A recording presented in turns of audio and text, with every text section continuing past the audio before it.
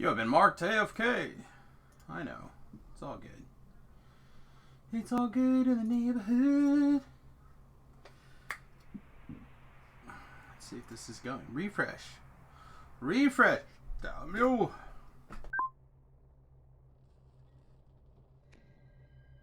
Muted here, not there. Not a hardware mute. Alright, looks like we're good to go. We're back. Man, I apologize for the late start today. I wanted to start a little bit earlier today, but I just couldn't. Things conspired against me in a pretty awesome and epic way. Alright, let's see. Where were we? Did I have plans? I feel like I had plans. We're 10. We finished up... Let's see. We just took 10. We just took 10 and we finished up our gear, right? Yeah, that sounds right. So we get to make a lot of decisions here.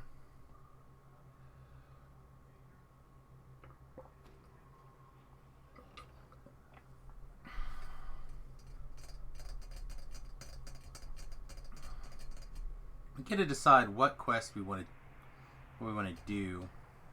I kind of want to... Hey, Talab made it home finally. Excellent. It's better than not making it home. I went to Gen Con a few years ago and we flew. And between engine trouble, weather, and something else, it took us 3 days to fly home from Gen Con.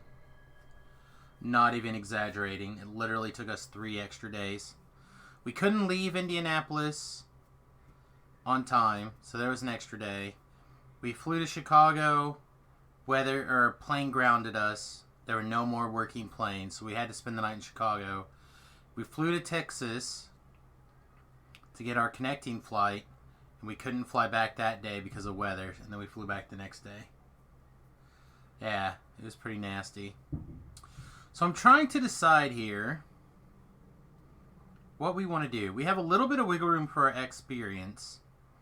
And I kind of want to start on Thrinil just because I want to get them recorded and out of the way so I don't have to worry about them.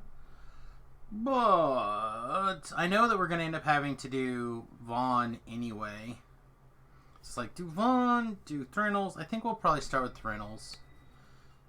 Just because we have to. Oh, I know what we were doing. Yeah, we probably should finish this chain too, actually. And do the Shadow Lord, the Shadow King, and the Shadow Guard. Yeah, let's finish that chain before we get carried away. Alright. Planned.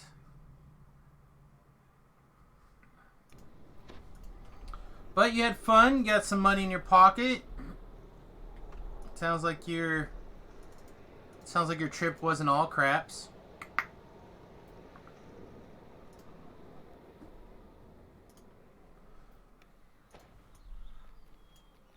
Chiefs are going to the Super Bowl.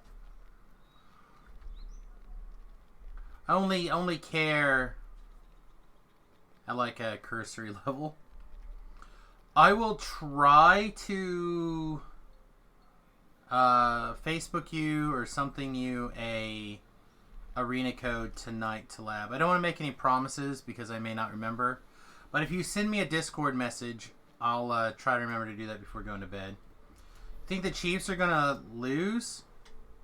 Well, I hope not, for my sake. Mostly because that'll put my boss in a really crabby mood. But I'm not going to root for them or against them.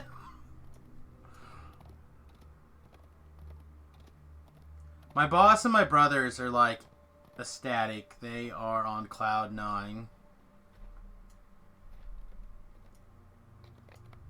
They really, really are. Alright. Should we get started? Should we get started recording Tomb of the Shadow Lord? Boogala boogala. Let's do it.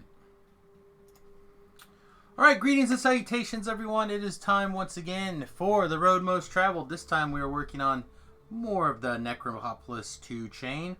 Tomb of the Shadow Lord. Boogala boogala. Get started.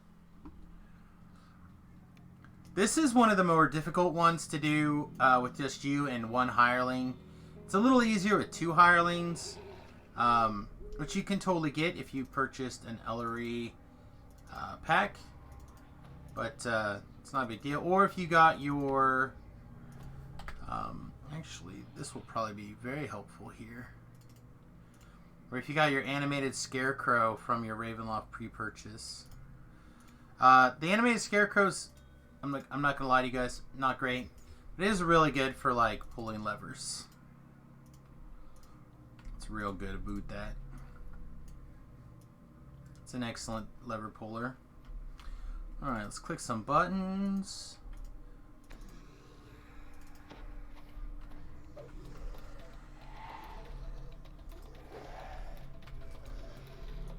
That sounded terrifying for a minute. Sounded terrifying for a minute. Alright.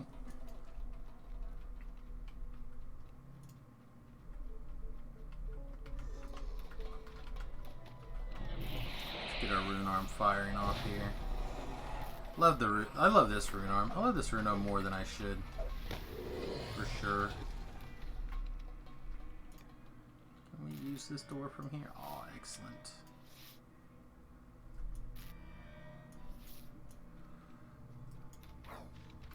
Alright, so the challenge to this particular quest, for those of you who've never done it before, is to proceed through the quest. You have the lever that opens doors along the way tends to be set on a different side, right? So you go... So for example, this is the lever to the blue door. Well, the blue door is actually, and that's the red door, is actually down below a little ways, so it's not super easy. We'll have our guy pull the blue lever, so his action is... How did that guy like walk through the door? Some more Tainted Shadow shenanigans.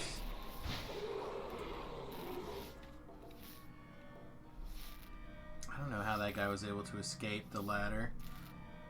Let's tell our skeleton to come back over here again. We'll have him pull the lever one more time. So what I want to do is I want to try to put the lever in their last action, basically. So it makes it easier. I can just tell them use their last action, and I don't have to like fight it. See what I mean? The Lord's voice seems to come from nowhere. Be on your toes in this chamber. Creatures of darkness can come from anywhere. Okay, I'm not suddenly really not on board with what's going on here. Is this a Fear Reaper in this pile screaming? It's gotta be, right? Yeah, it is. So I got this Fear Reaper down. Famine Reaper is underway. Things are getting a little crazy. No, no, no, no, no, no, no, no, don't die. Don't die, Samius. Okay. Fear Reaper down. Let's summon our healer. We should be okay now. As long as our healer actually heals us. Alright, she did. Perfect. Okay. Whew. Got a little bit hairy there for a minute. Multiple Reapers stacked up.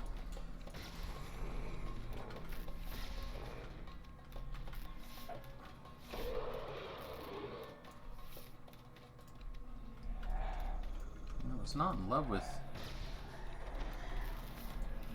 Not in love with that. That turned real sour, didn't it?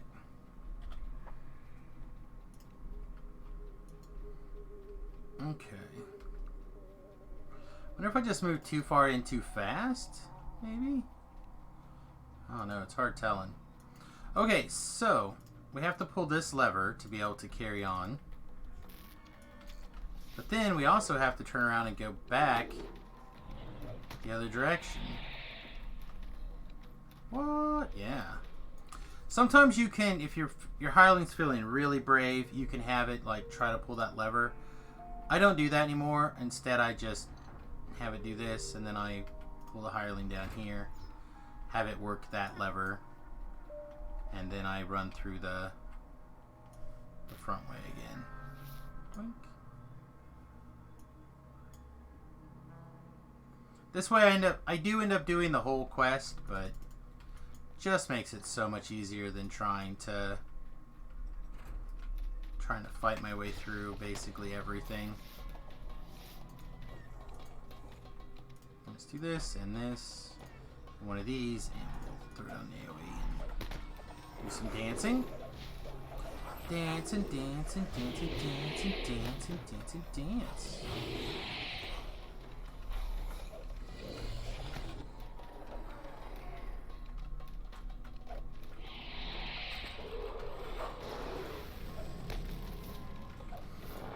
Alright, that's not the worst.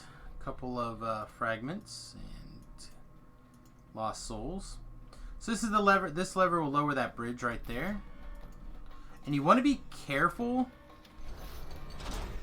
If you are pushing up against that bridge when they lower that bridge, like a lot of bridges in DDO, it's not... Bridges in DDO... How to put this? Unlike doors in DDO, where doors are either open or closed, bridges can have like this, they exist or they don't exist moment. So basically, you can fall through doors or fall through bridges sometimes, because while they're graphically moving down, they're often still up, but sometimes they don't exist yet and they're on their way down. Does that make sense? So like, if it gets ahead of itself and it opens the door, door is locked.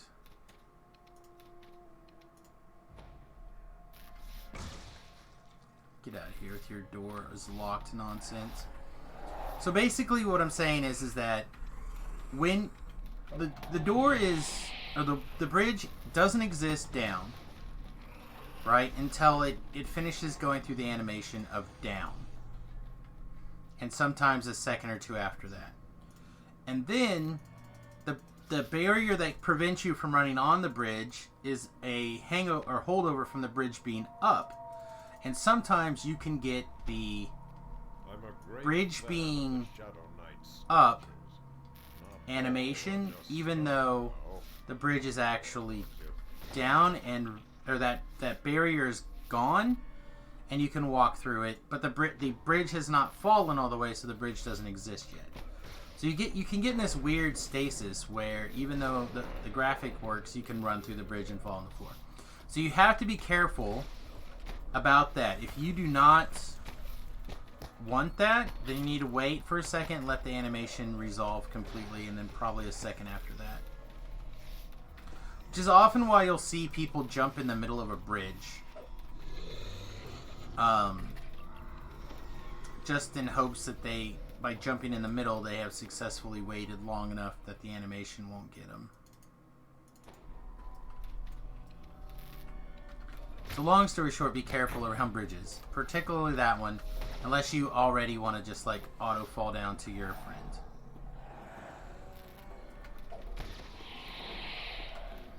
Alright, speaking of friendship, if you divide into two teams, you will have met up at the previous point where that shrine was at. I know you guys saw it because I kind of hesitated there. Team A, or Team Red in this case, would go along the bottom and under the bridge to pull that lever to lower the bridge and carry through like I did there the second time. Team Blue would go down across, pull that lever like I did right before the bridge, and then it would allow, they would go over that bridge, around the corner, and down the staircase to meet up. And we got some sort of Reaper over here. A Plague Reaper, bloogala bloogala. Alright.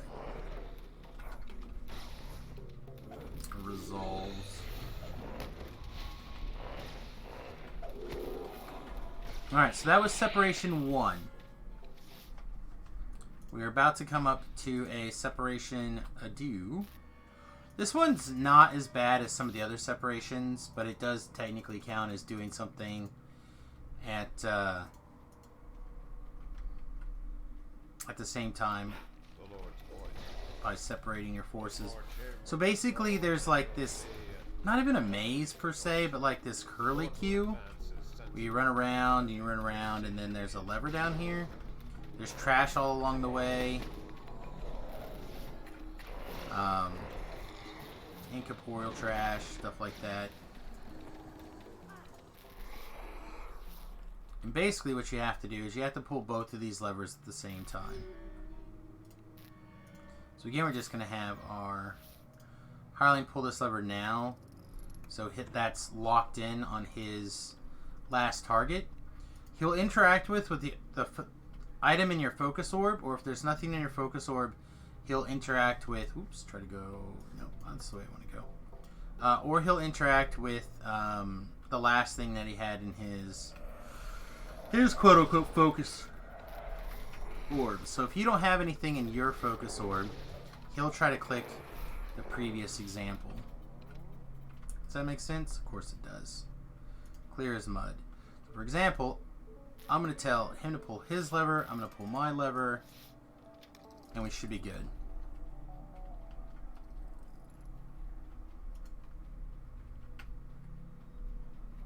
See? We did it. Alright, so now we have to go to Team Split Up 3. This one's not as bad in my opinion. In fact, I feel like there's probably even a trick in here somewhere that you can split up much more temporarily and get back together much quicker than like the other split ups.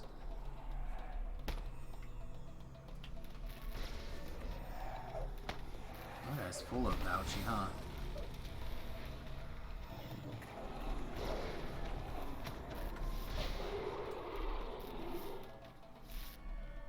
Oh, lag monster rising his head also. Excuse me.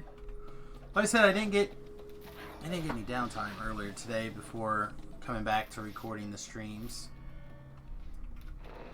Ka-floo, ka-floo.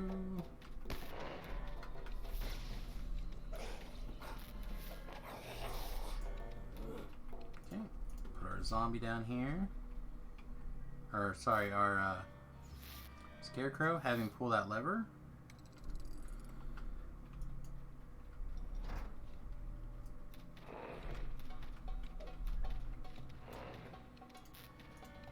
Oops. Sorry, pull the lever. You can still spin in a circle too, but oh, he moved. He moved because I did something wrong. Let's see if he'll do it again. I think I moved wrong. Go pull that lever.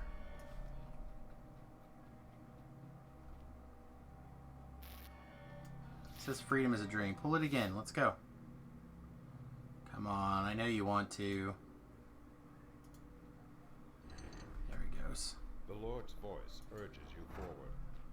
Now only Neptawi's chamber remains. Alright, so the big issue here is that there are bonus chests in this quest. And I'm pretty sure I ran past the first one. In fact, I know I ran past the first one. I probably have to go back and show you guys, because if you don't get shown, you almost never find it on your own, because it's one of those shenanigans bonus chests. So we'll go back. We'll go back in a minute.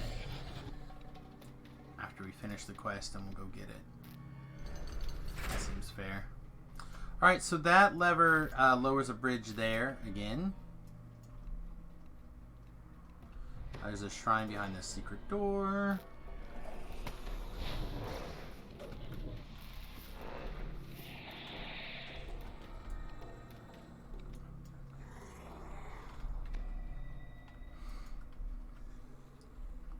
Now I know I've called this video series The Road Most Taken. And I do feel like it's true.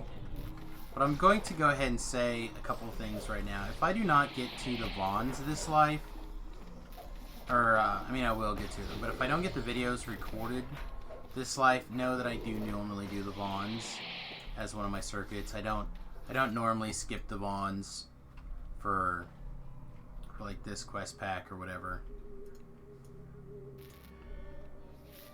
Oh no, the chest is over here. I don't have to go back. Blink. Alright, so there's that chest. And what we just did was we opened the secret door on this side. And I think to access it, to go back.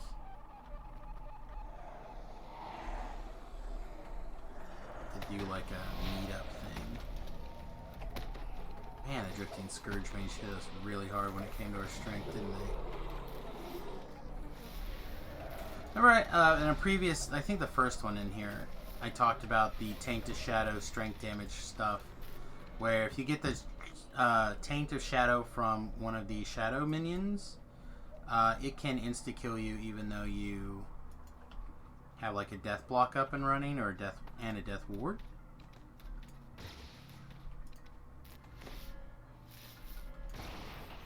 Alright.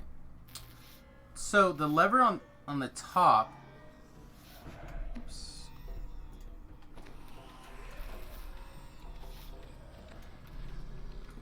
opened the there it is. But you there we go. Never mind, we can make it. So this is the first, or the second of the bonus chests. There's one more bonus chest that we didn't get. Go back and we'll get it.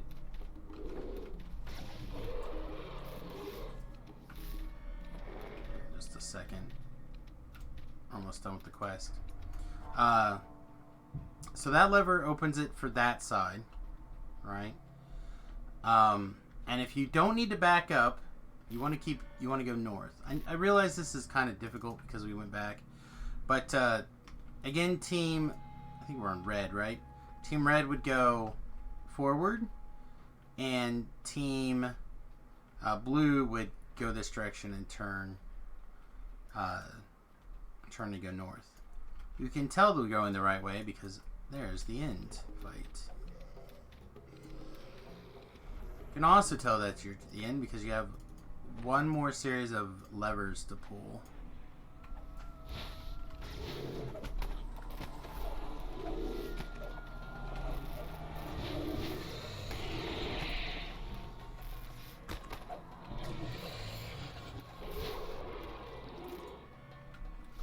What am I doing? You poof here.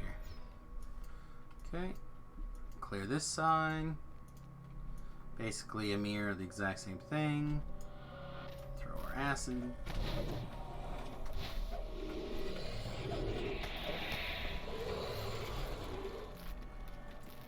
Okay.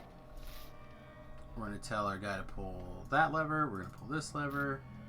And that should open the doorway to the middle. Aggressively demands. Now slay the brother of Shadow's guardian and finish this. Don't touch me. Don't touch me. I don't need the funk. Bella was right about I do not need the funk. If we fail, you Alright. have the power So let's to go back to the beginning and I'll show you that first chest that I did skip, and I apologize for that. I should have got it on the way.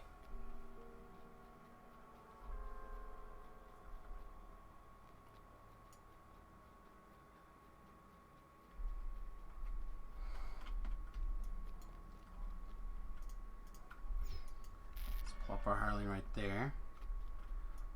We'll go along the bottom side here. We'll go through the blue door.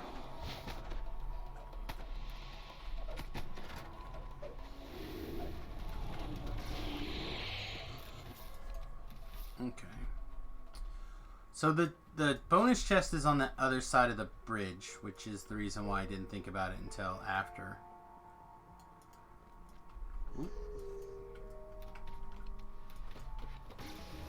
Guy spawned in our lap.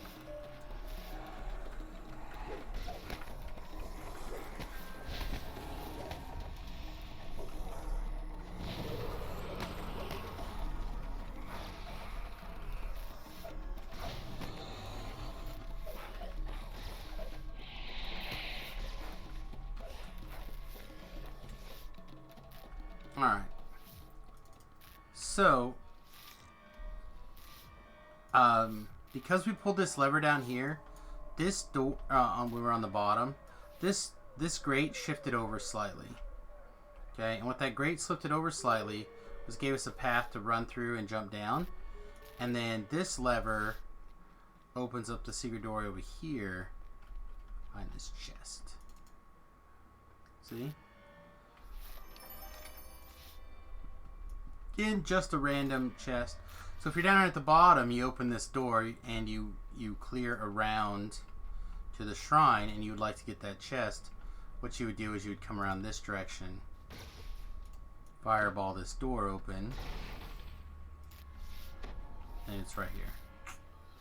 Alright, so that is Tomb of the Shadow Lord. I hope you guys enjoyed. I hope you learned a little something. If you did, please hit that like, subscribe, and follow buttons depending on where you're watching.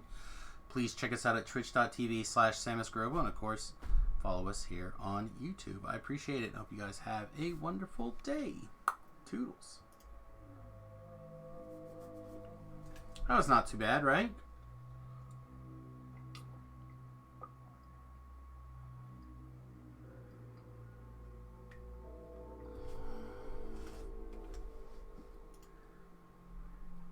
I'm like seriously dehydrated.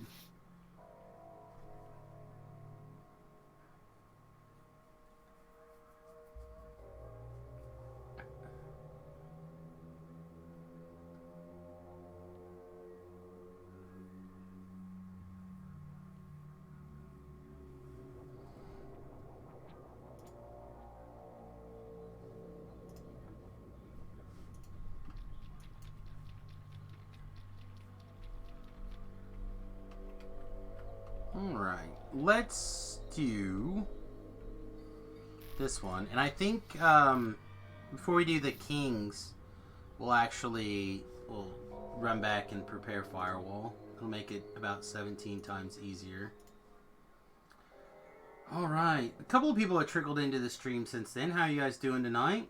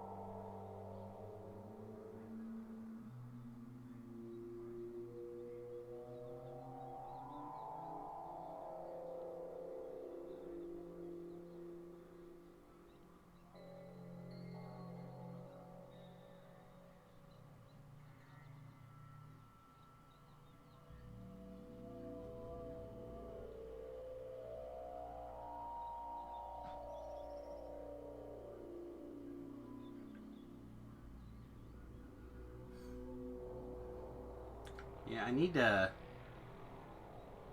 get the Switch hooked up so I can do the Pokemon Shield playthrough.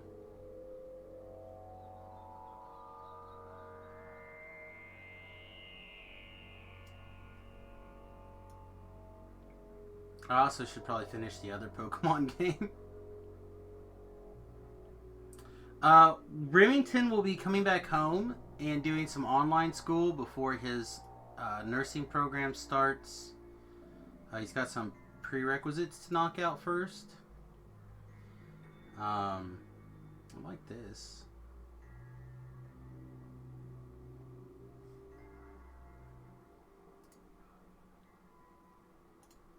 Sorry, sending text messages to my kid, probably not the biggest priority for everybody on this stream, but sometimes you got to do what she's got to do. Sometimes you have to be able to... I hate Facebook. Like the easiest way to actually message people I know is to go through the history and find them. Much rather just be able to type their bloody name. Boink. There we go. Oh. Yeah, it went.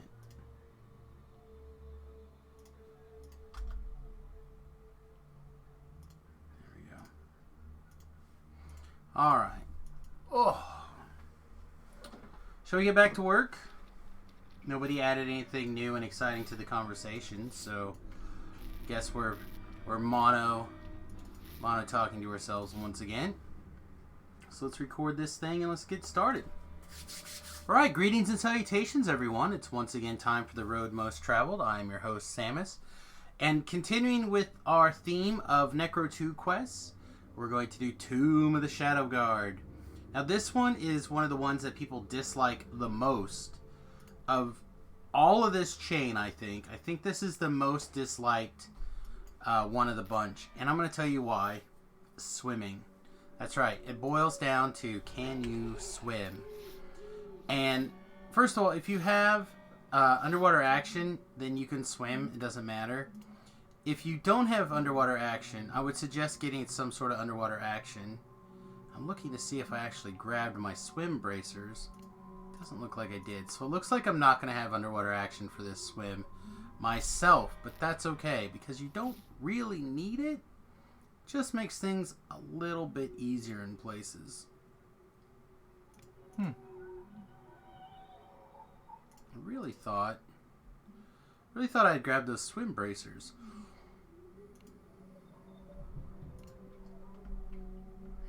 Now I feel silly. Alright. Someone could prepare swimming, underwater action. Do I still have merfolks prepared? All jam. I'm gonna cast all sorts of merfolks. Extended merfolks even. Look at me. How long is that gonna last? 2 minutes. Merfolks does not last very long. DDO does not want you to have the swim buff.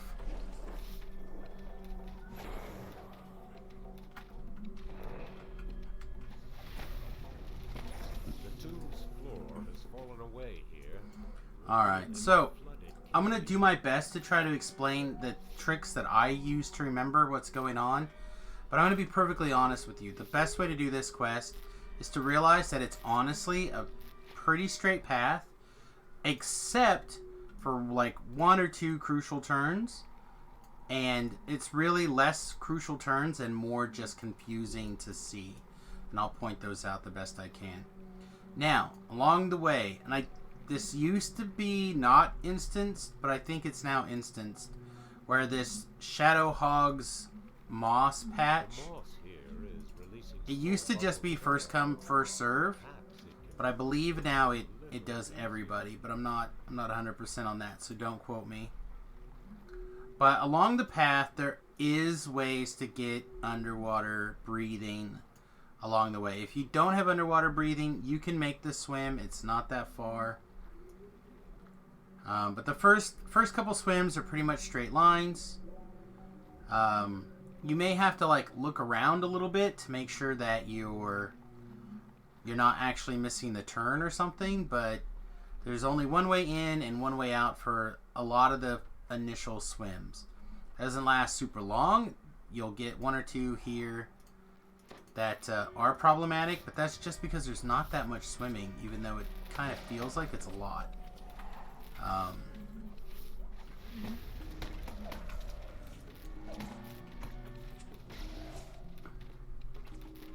Let's get rid of this guy. Try to shoot this spider again.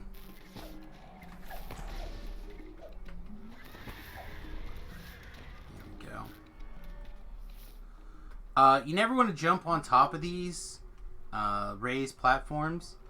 It's pretty common for there to be spike traps on them, in my opinion, so you never want to jump on them. But you definitely want to check them out, because sometimes they'll put the trap box on top of them, and then you'll have an idea whether or not how you want to do it. All right, so we're down the second tunnel. Bloop, bloop, bloop, bloop, bloop. Swimming down. There's a hole. See what I mean, though, for, like, trickiness? Let's go back in this hole for a second. If you're just swimming down, right, you see this hole, but you also swim all the way down here, and you see another hole. So, like, you might be like, oh, is there two things? There's not two things. It's just one thing that happens to have, like, a weird middle ground. See, like, right here, this kind of looks like maybe it goes around if you're not looking for it, but then, of course, it has a hole, so you just swim down. Again, they're a little bit tricky at places, but they're not really super bad.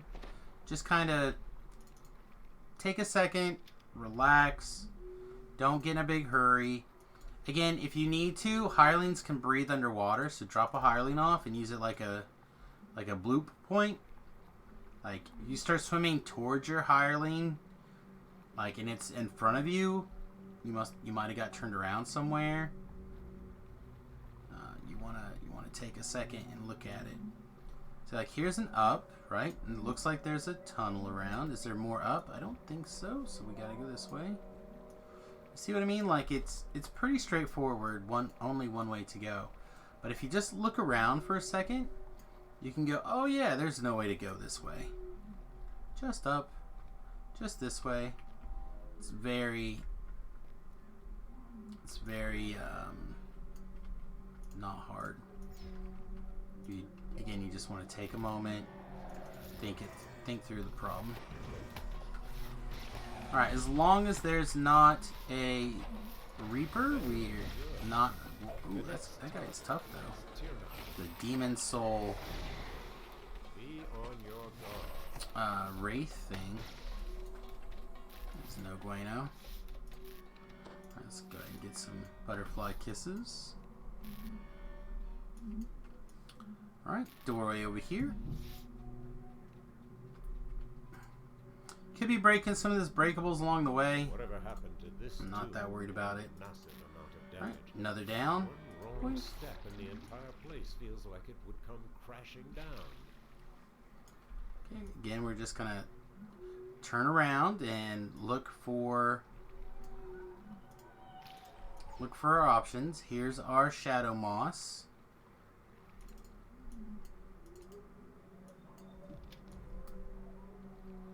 So, looks like there's some way to explore this direction.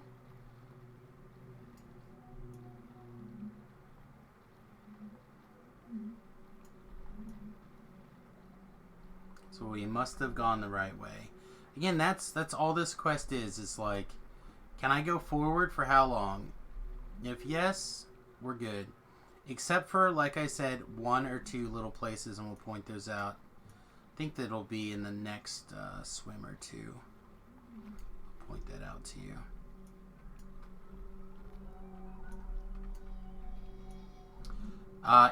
Something I'm going to say that I always kind of use as a personal guide is if you see these little coin looking things, like these massive giant coins, in my experience that means you're generally going the right direction.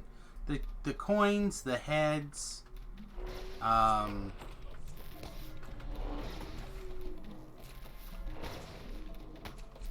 kind of like your guideposts that you're on the main portion of the quest. It's been a really long time since I swam to the shrine, so it's totally possible that you may need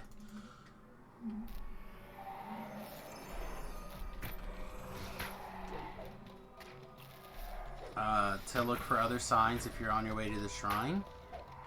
But if you're not on the way to the shrine, then in fact we may even go to the shrine this run just to run through it. Like I said, I've not searched the shrine in a very long time.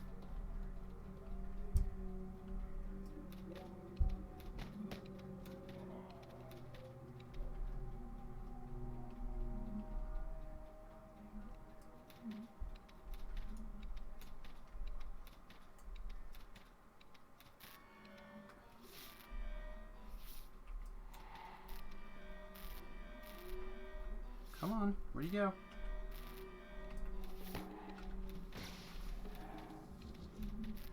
You gonna poof over there?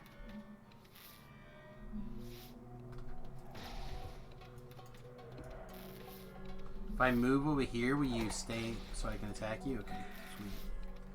Alright, so this is the decision point in the quest. Is this coin touching the water? Now, if you go to the right, you're going to go the correct way to finish the quest. Right is right in this quest. You want to go that way. Left takes you to the shrine. Okay? And what we're going to do is I'm going to demonstrate to you how you can tell that you're going the correct direction.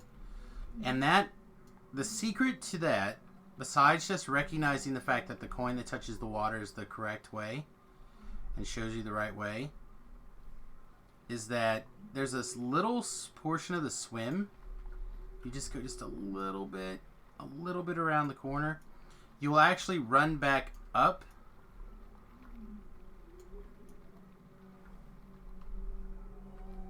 and you'll just pop right back out again. And then the next swim, there'll be a portion of the swim where you're running up above the water. Okay? I know that's kind of confusing until you actually see it. Ooh, we got the trap box somewhere around here. Probably on this. I'm just not quite got enough passive on my search to find it. So I'll show you here.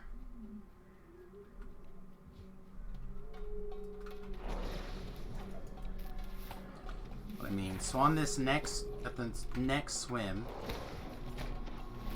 and we're gonna jump down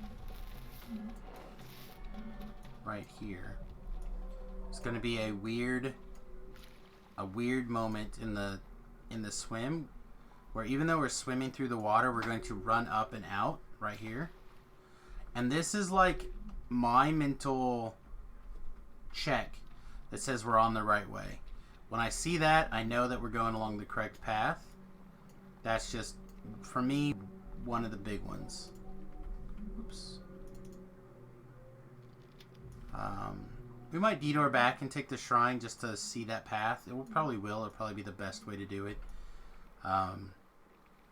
Because the shrine is a long swim, if I remember correctly. Like a very, very long swim.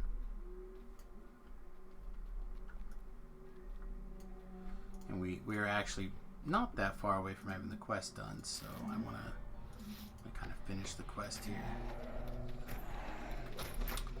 I'm not going to tell you that these quests are the best for XP per minute or anything like that.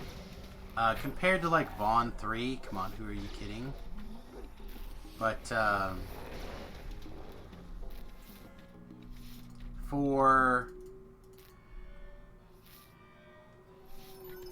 relaxing and doing something a little bit different out of the way, this one is it's a fine quest chain for that. There's also some really interesting options that you can get out of here.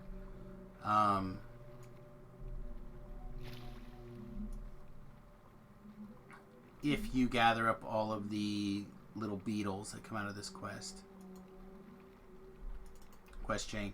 The problem is that the king, I think it's the king. There's one in particular that nobody ever gets, like ever. And we'll go into more detail on that. I use these pillars oftentimes as a reference that I'm going the right direction. Because I'm pretty sure that's the only time you'll see pillars is along the correct way. Of course, also as you tick off the optionals, swim up, swim through the pillars. 50 seconds, so we'll go ahead and eat another one, although I'm pretty sure we would have made it with that 50 seconds.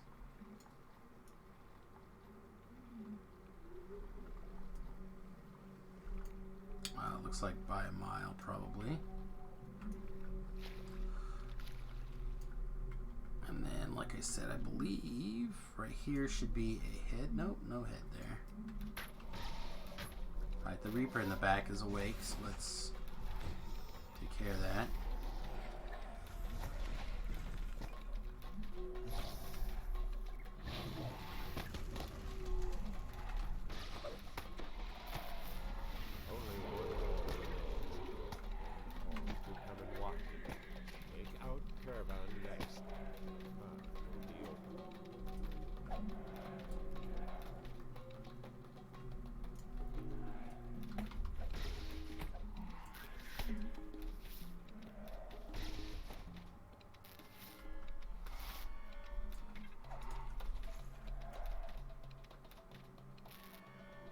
Poof your head out.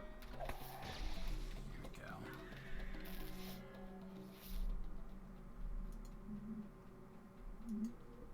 Another big coin. Sploosh.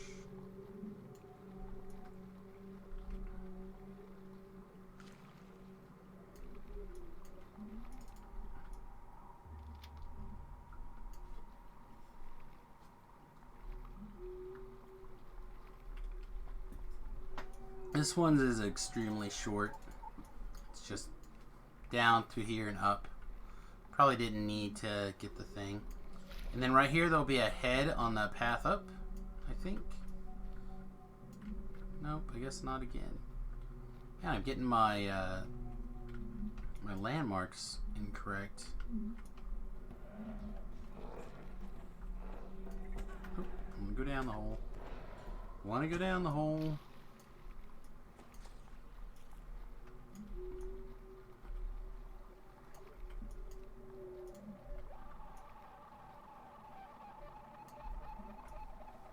Oh, must be up. Must be up. Here's that head. This is what I'm talking about. This thing right here is another good landmark for me, personally, that I'm going the right way.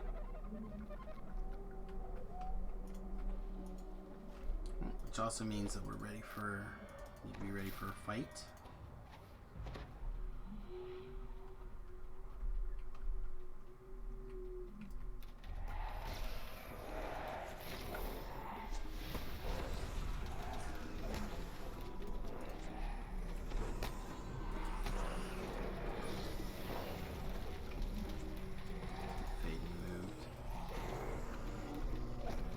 This guy's honor, like,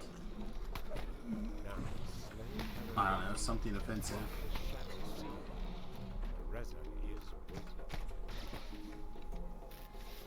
Stink on a hog, I guess. I don't know. Can't think of an analogy right now that's bam on bam. Maximum encumbrance exceeded. Nonsense. Through this doorway. Then we make for another swim.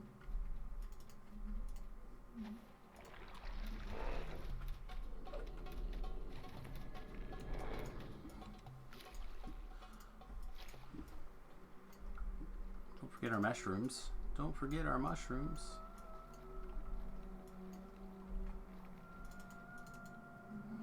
Of course, if you're like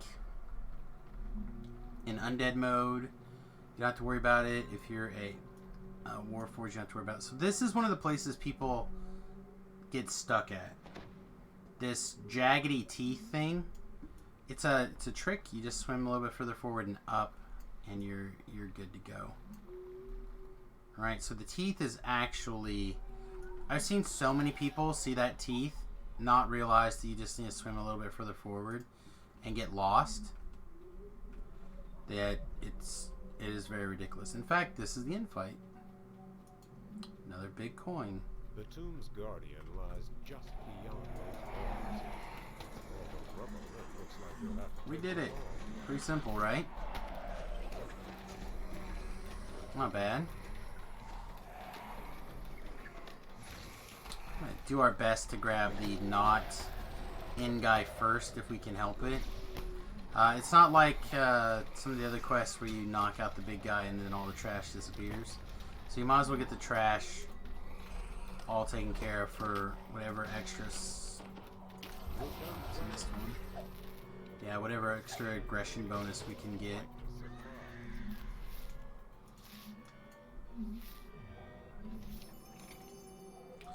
Alright, so taking our time was 18 minutes again. Not the best rate of return. For sure, but not unreasonable. Alright, let's go see if we can find that shrine really quick.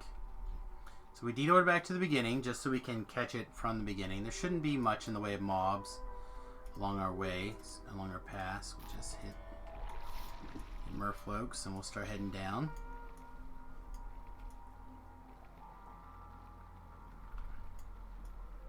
Now watch, I have more troubles finding the path when I'm trying to make it, when I'm like redoing it for the second time in a quest than had I just done it the first time.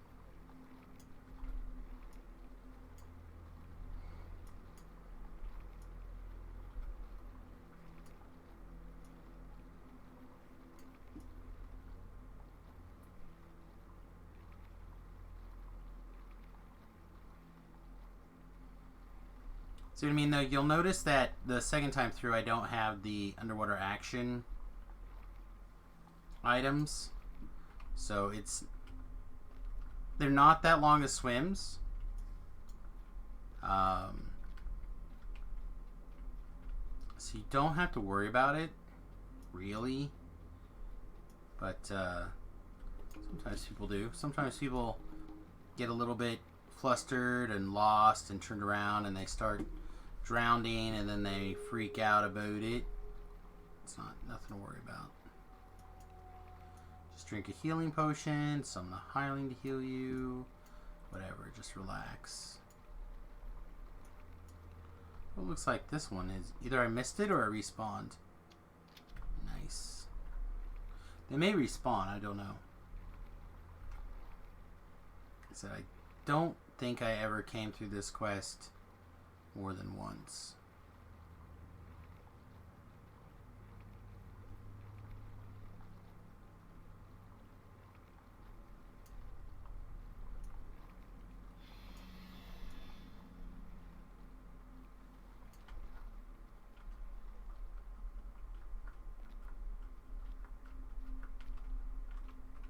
Oops.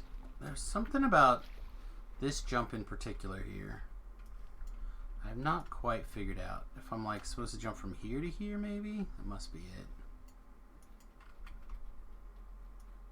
But going straight across the other way is definitely wrong. Let's re-merfolk. Again, how strong you are and points in swimming, they do make a big difference in your swim speed. Part of the reason why I've been carrying around the swim bracers from, I think, CO6.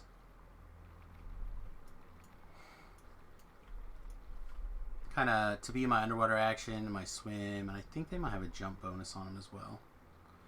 For like levels 6 or 8 or something. So like a good multi-tool, in my opinion.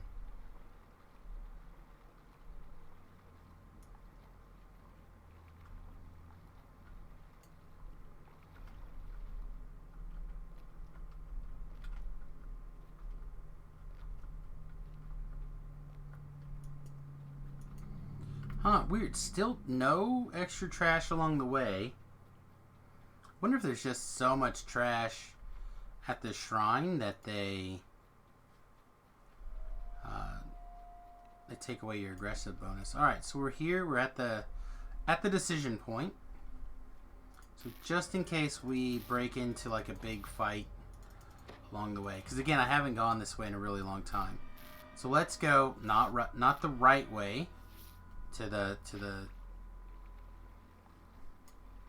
end of the quest. Let's go the left way to the shrine. Let's see what that's like.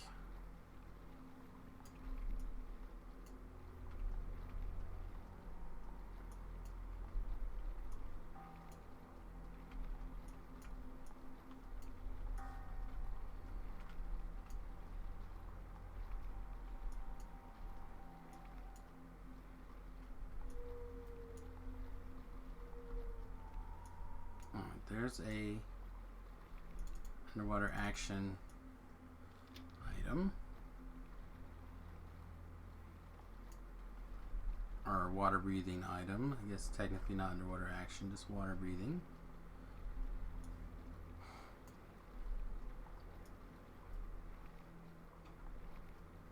See what I mean by a long swim, though?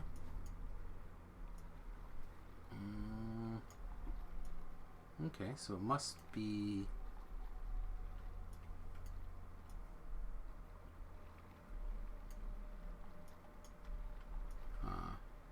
Let's take another look here.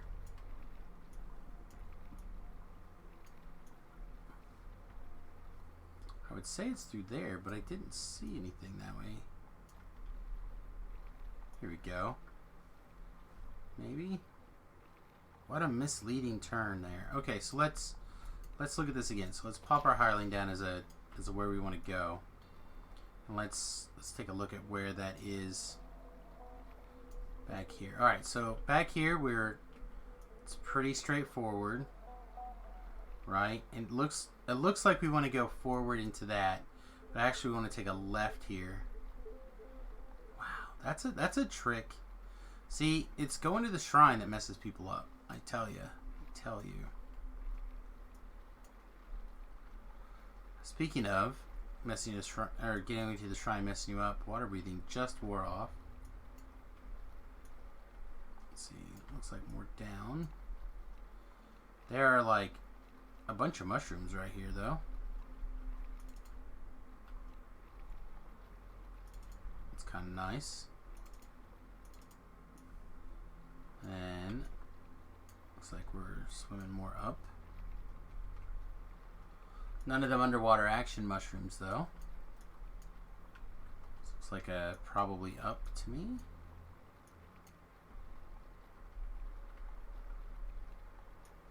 And there's an underwater breath of air. Look at that. It was so long that there was a breath of air and we ran out and we almost didn't make it to the next breath of air in time. That's a long swim.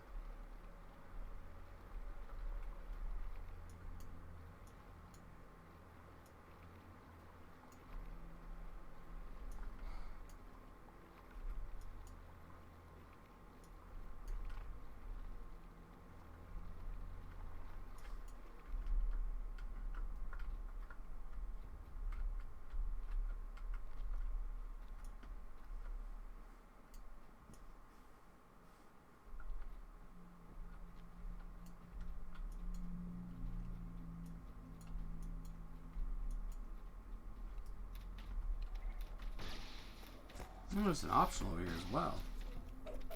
I think I knew that actually. I think I knew there was an optional at the shrine.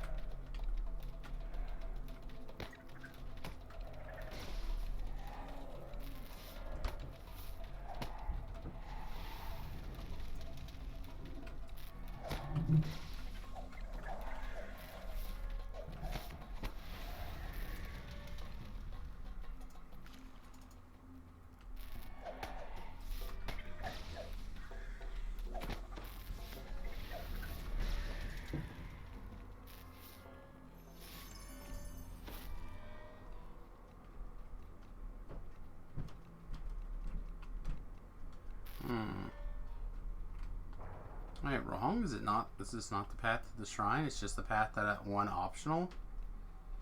Seems ridiculous.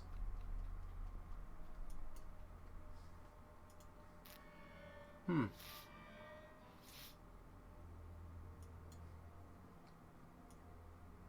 still got three big clumps here that it's explicit. Like I said, I haven't taken the side tunnel in so long. I really thought this was the path to the shrine.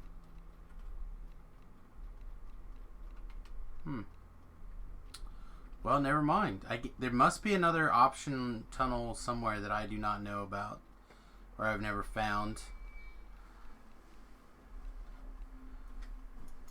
I guess we can take a quick look-see around here and see if instead of up, there's more swim to take. We did stick our head up here. Right? And it did look like there was more this way to go. Back this direction.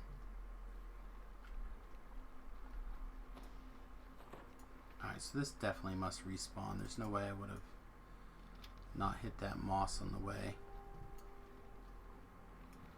So let's swim backwards just a little bit. I thought there was another... what looked like another path somewhere back here just a little ways.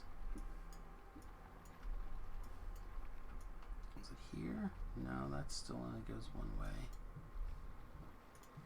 Pull up our map. Missed a mushroom also. Tragedy. Alright, so right before this is where I'm thinking I saw a second path.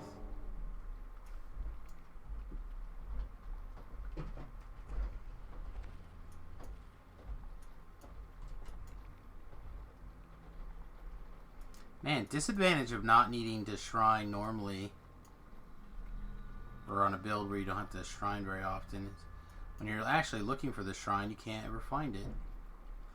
Give it another minute here before this video gets super long for no reason.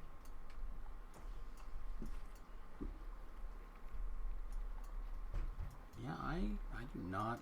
That must just be an optional, not the shrine. I do not know where the shrine optional is then. I'm sorry about that.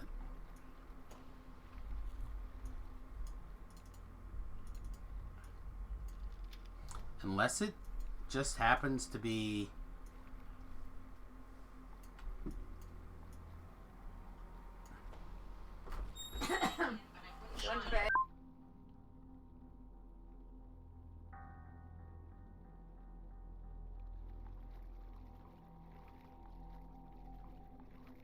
Alright. Let's see. He said I gotta just keep an eye out for an up somewhere then. Or the shrine is on the way where we stepped out before and I just missed it. One of those two things has to be true.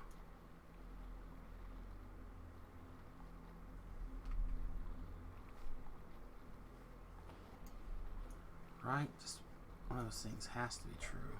Nope, here's the... I didn't see anything. Alright, well I take it all back. I have no idea how to get to the shrine. But that's how you get to the optional, I guess. Enough for me. Alright everybody, I hope you enjoyed this video. I hope that when you successfully need the shrine, you can find it. Because apparently I have no idea where it is. This whole time I thought that was the shrine though. Just an optional.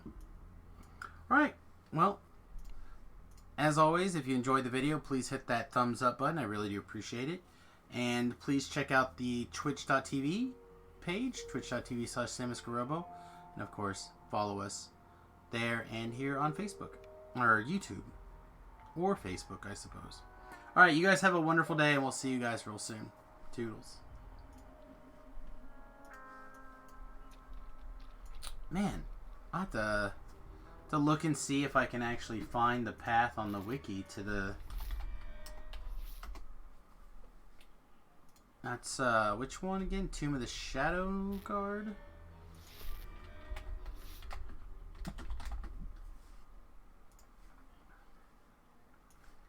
Let's look together and see what the... Yeah, see, here's the pass.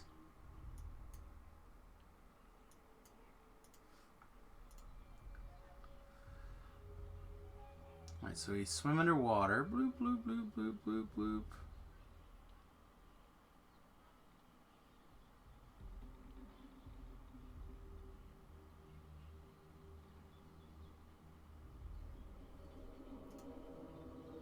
None of that shows a fork.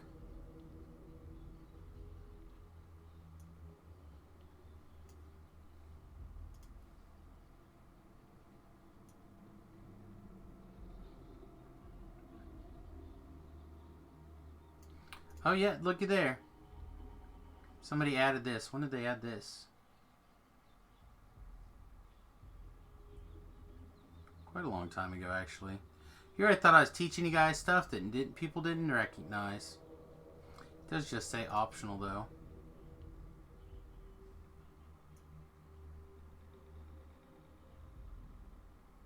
Does the wiki say anything about...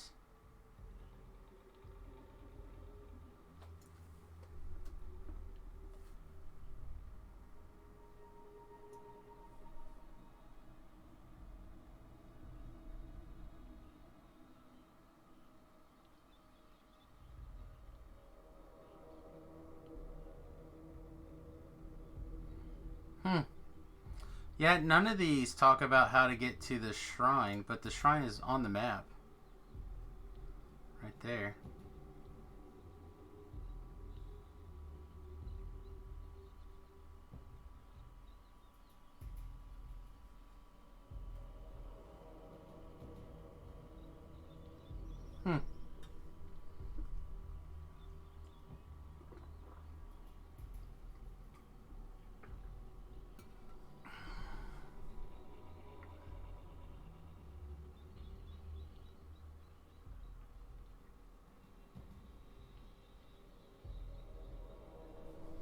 Oh well. I guess I don't have a way to get to the shrine. Oh yes. Turn that off. Get on my horsey. I have a Lecrae or whatever it's called after my tea is done here, so I'm not going to get up. But we are going to wrap up earlier tonight than usual. My head is thumping after standing on my head, moving that refrigerator.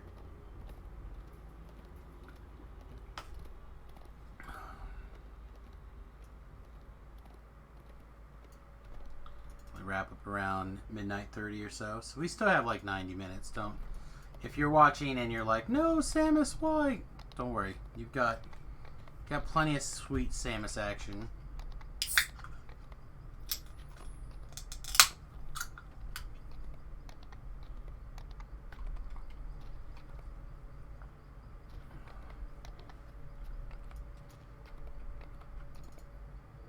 I miss being able to ride my horse around the boat. I miss it. I miss it.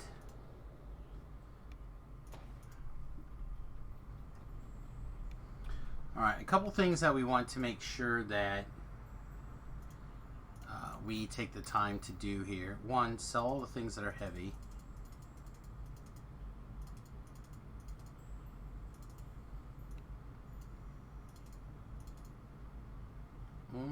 Should we keep a scroll chain lightning?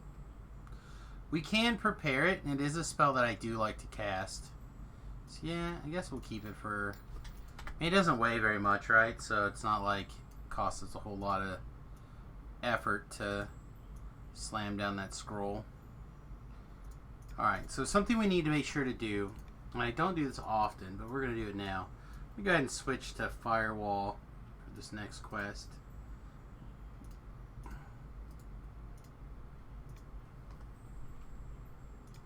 It would also not be the worst to have some sort of fire spell power boosting item. What is our spell boosting for fire? Yeah, real bad. 82. But go ahead, finish barking, dogs. I'll wait for you. Short of slotting it into something, I don't think I have a clean... Alright, we could switch our gear, I guess. Who am I kidding? The best spell power at level 10 comes from the flaming forum post. We might as well just go grab it. If we're gonna do it, we might as well just do it right. That is on my wizard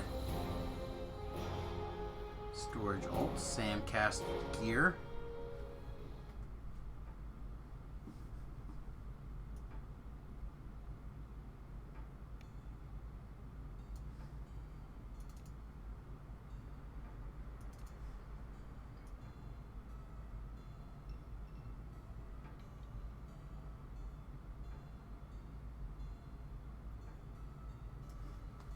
You wanna pull up the thing here? Alright, so level 15 forum posts, level 10 forum posts. I don't really carry around the other posts. Like I don't really stick around at 20, although I do have a fire 20 and a icy 20, but I don't usually have like these other ones. I don't know why, really. It'd be okay. Which one of these orbs? These are crafted orbs. Yeah. Like I said, the rest of these don't really matter. Need to find somebody who needs this little... Maybe I can just send this to Voodoo. He might have some idea with what to do with it. Magnet... oh, here's a combustion. So that, just to show you the difference...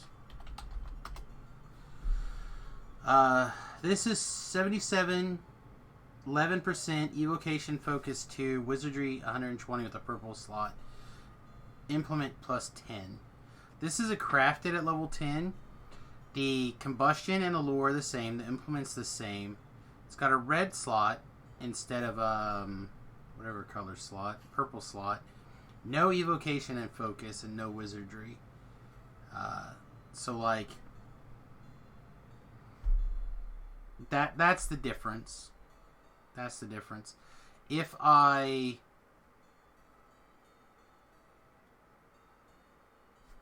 don't want to say wanted to, but I could disassemble this, and it would probably be wise of me to do so. Alright, I want to skim through this while I'm here for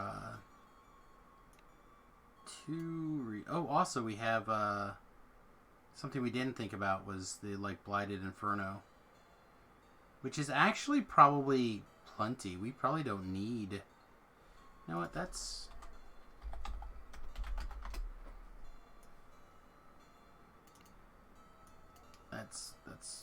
probably factual. We probably don't need this forum post. Now I think about it, because we have the Blighted Inferno. Alright, but we do have another orb that should get put in here. Here we go. We have a Wrath that should go in here. Oh, is this a coin? We do have one of these coalesce coins. Alright, I didn't think we did, so I owe Beef an apology, because we do in fact have a second. That's fine, we'll stick that right there for now.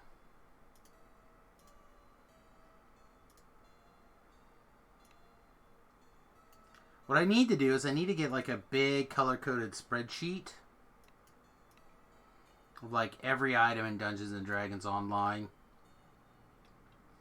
And then this way I can just like color code it. And I would be able to figure out where stuff is. But then you gotta maintain a spreadsheet like that, and what are the odds? What are the odds? Can't be real high. Alright. Thought I had another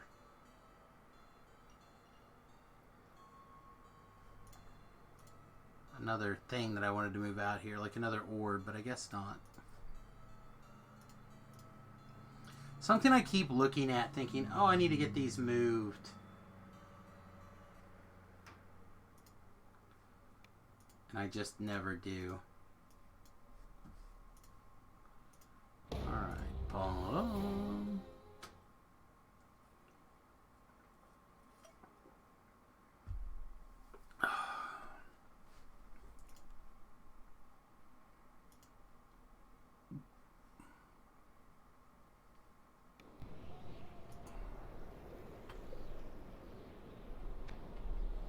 This one gave how much?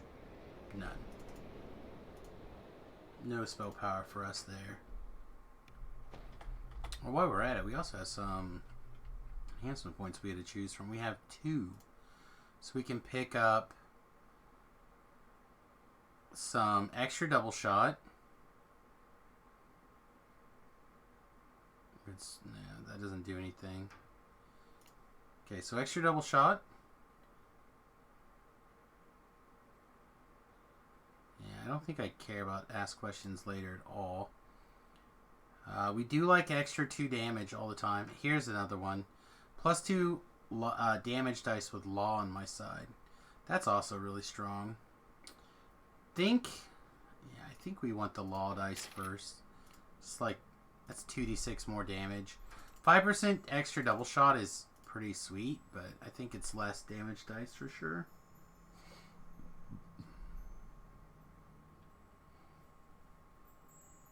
Alright, so let's...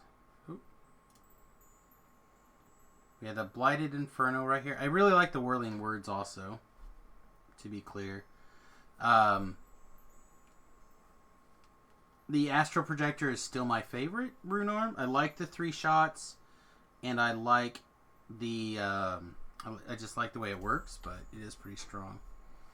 We could also switch... We'd switch our hat to this hat instead of the Seeker hat. It would not be more damage. It would be less damage, less hit points, less Relentless Fury, less Insightful Deception. But I would have 1 more Intelligence. Alright, never mind. Let's grab this Blighted... Wait, which one of these is like much better for casting spells? This has Quality Combustion 18.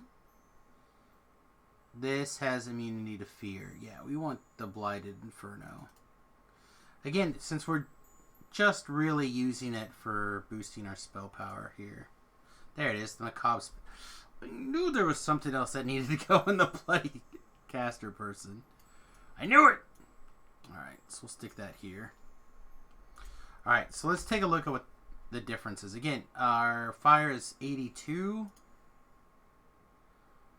We switch over here, now our fire is 172. That's a pretty significant difference, I'd say. Nearly 100. Yeah, I'm going to say that that's pretty good. Pretty good.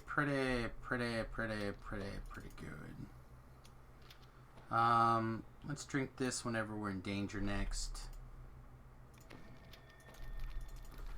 And then I already set up a thing for those.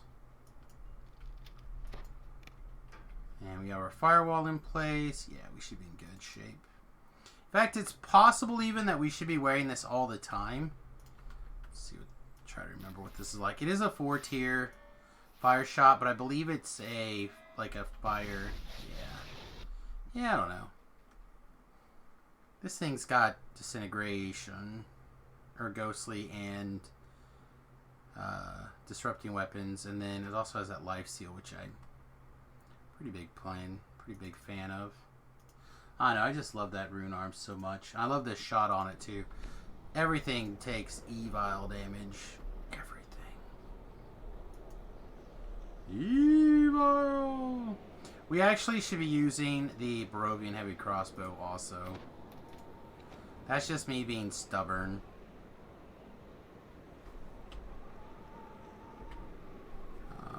In fact, the other thing I should probably do is I should probably take the individual weapons so we can glance down and make sure that if we're not using this weapon set, that we're still doing the right thing.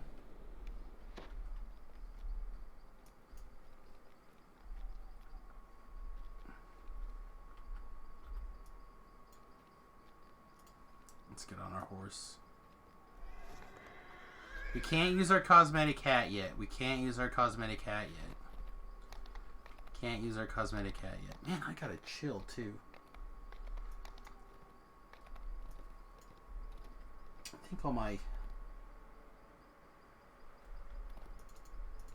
think all of my jerseys are upstairs.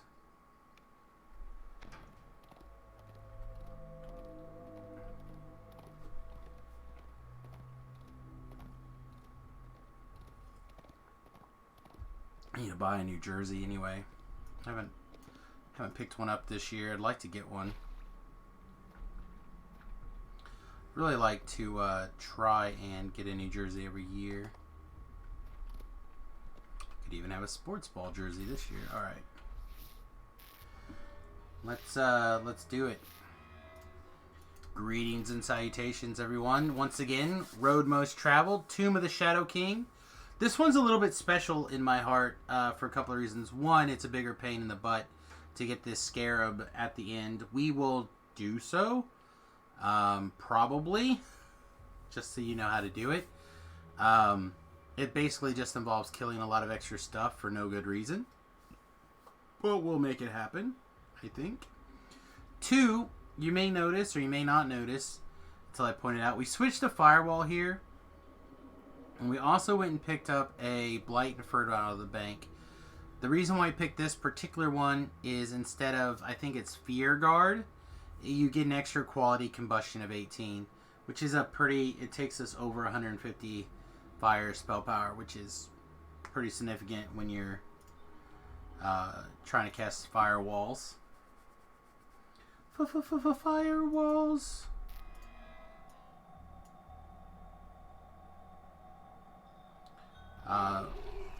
We are going to be a lot more run and gun this quest. Just, it makes sense. Actually, I guess we'll switch to the fire spell power. Also, I'm going to do my best to, at least for now, run around with a Barovian heavy crossbow. It just makes more sense in an undead heavy quest to have a weapon that does more damage against undead. We still have Ghost Touch because we have our Eldritch Knight stance on, so we're not worried about that. Now we just added, basically what we just did was added several D6, like 66 and 3d10 damage to our weapon dice. So it is significant. We're now throwing out a pretty reasonable fireball at undead. Alright, so we have to run around and turn off these torches. Now I always recommend you save the first torch.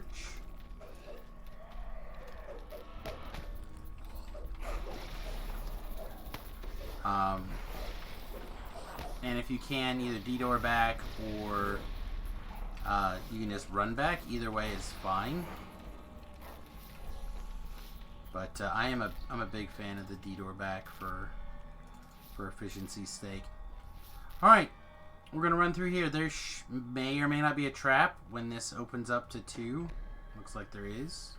Boink.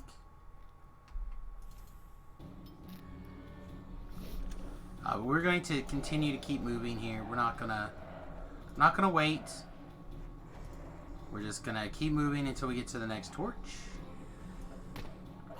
I'm gonna cast our firewall, then we'll clean up whatever we need to, and we're just gonna keep dancing in the firewall.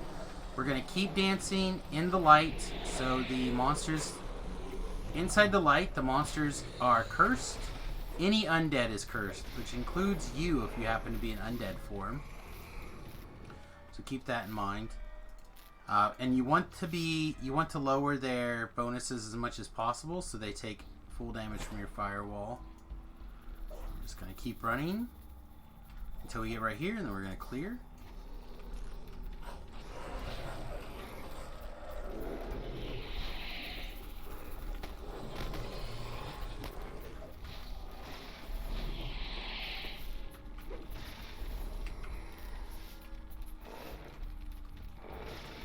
Alright, so this is another complicated quest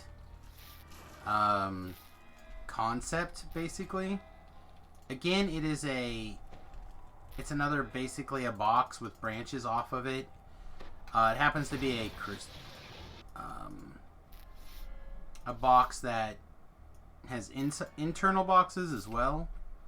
So you kind of have to keep that in mind. But a bunch of boxes. Boxes within boxes within boxes. I like to clear these corners because there can be traps down these little chutes.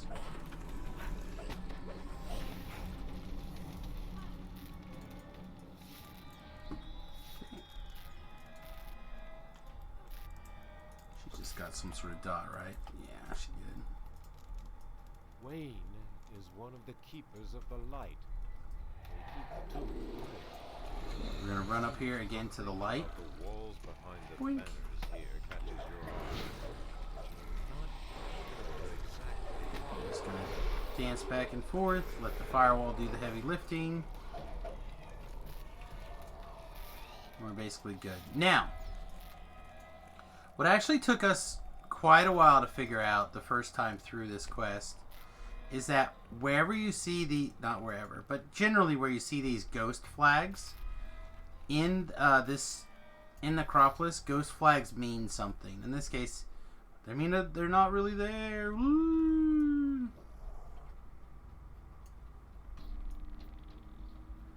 Run through, cast firewall, dance around. Make them come get us. Then we want to stay in the firewall. It's hidden pretty okay, considering we're on Reaper mode and we're not really like super set up for spellcasting. It's really just like a secondary feature in this particular case. That we have a reasonable firewall total. Again, they'll all pop out. Just get their attention, bring them back here, fight them in the light. This is one of the reasons why you'll notice that I didn't do this torch right away, is because we're going to be coming back to it twice or 3 times or however many times. We're going to go past it several times. There's no shrine here. I'm just going to turn this torch off. Hit the rubble. Give me my rubble. There's a Reaper back there. So we need to probably... maybe even 2 Reapers, actually. Could be bad. I'll deal with it. Oh. It didn't cast Firewall where I thought it was going to cast Firewall. Alright, there we go. So again, we're just going to stand in the light, kill everything, get that Fear Reaper. Took some strength damage. We probably have a Tainted Shadow on us. Yep.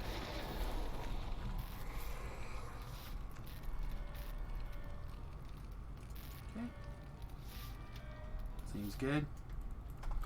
Alright, so we ran in. We did the 2 side tunnels.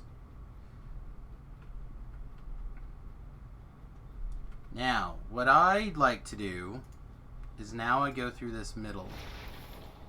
Samius, why would you go through the middle now when you can go through the middle later? It's because the doors are locked. If you go from the beginning to this side, you can't go straight through from the beginning of the quest. You can only go straight through side to side, which means you can't get to the middle unless you come all the way through one of these 2 sides. So I like to go around the middle, or the inside now. We got quite a bit of damage here. We should probably consider drinking, not that potion, this potion. Do some significant dancing. I don't know how much strength damage we have, but again, it will kill you through... not that bad. But we also slammed a potion, so it's probably worth it. In fact, it's probably worth it for us to pop one of those scrolls. Yeah, look at that. It was quite a bit of damage.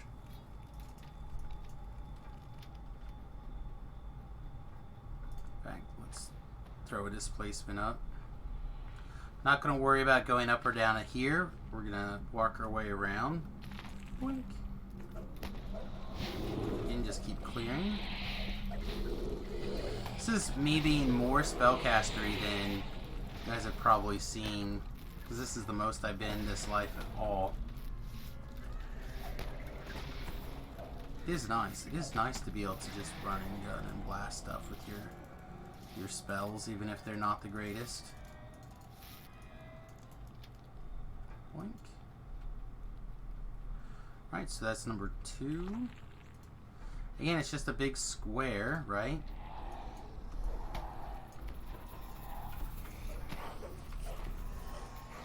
So we want We don't want to overshoot. We just want to go around the square. Circle the square, as it were.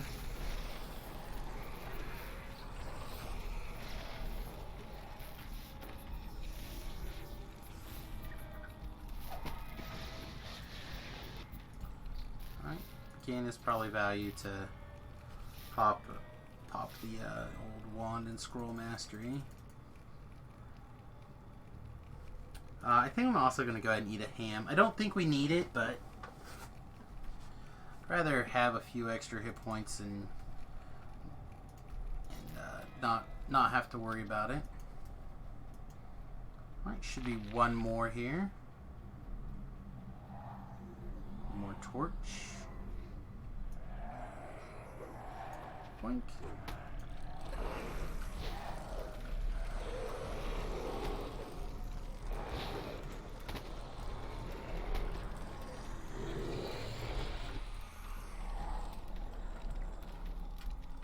Market Chaos. The Market Chaos was not taking very many damages, huh? Alright, so now we're looking for our door to the middle that we had already opened. Right here. Blink. Blast that door open, and then there'll be a... Oh, come on.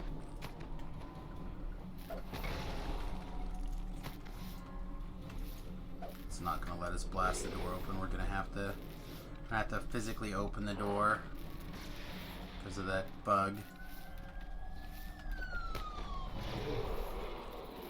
Alright. Use the door. Alright, cast Firewall. There's usually a monster in here. A couple of phase spiders. They really like to get you when you go to sleep.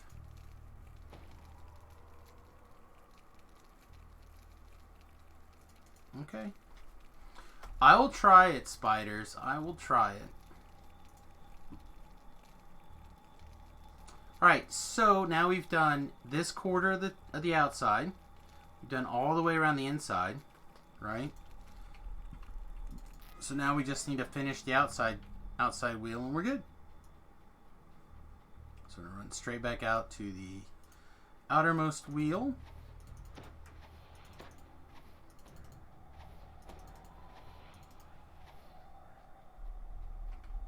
And we start going around the corner again.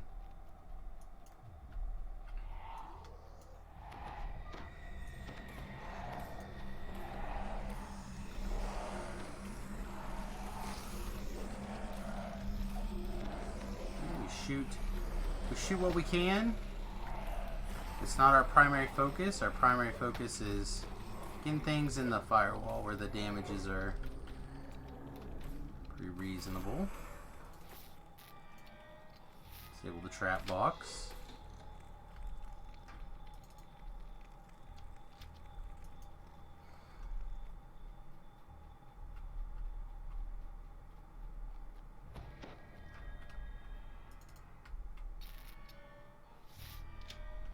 Alright, this door is where we go get the end reward chest. If you're into that kind of thing. Again, a lot of people in this quest don't go get the end reward thing because it is a pain.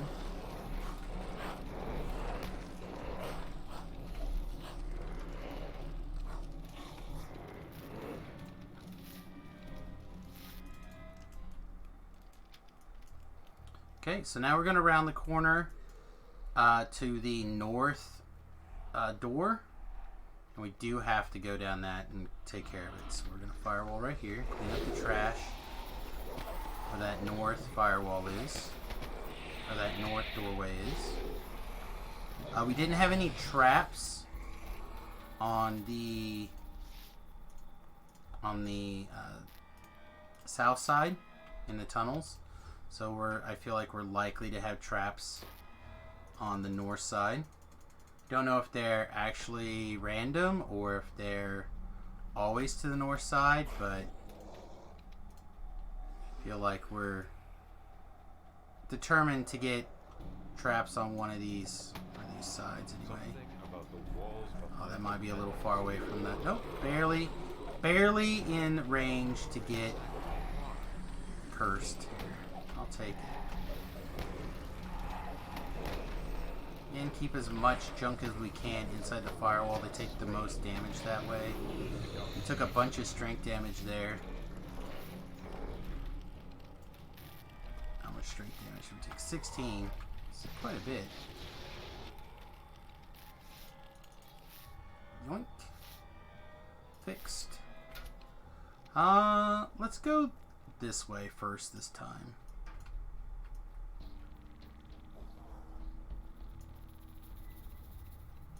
Again, no chests, so we're just gonna hit the Eternal Flask, or the Eternal Flame, and leave. There's a Reaper, so we can shoot that on the way out.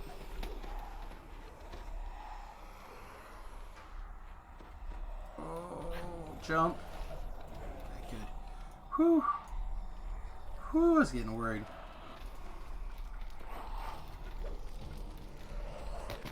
There's a nasty champ in here hitting us real good. Another Reaper. Oh, don't be another Reaper. Don't be a Reaper. Oh, keep healing. Keep healing. Good girl. Good girl. Ooh, that was close. That was too close. Oh, it was a Carnage Reaper in there. Man. That was super close.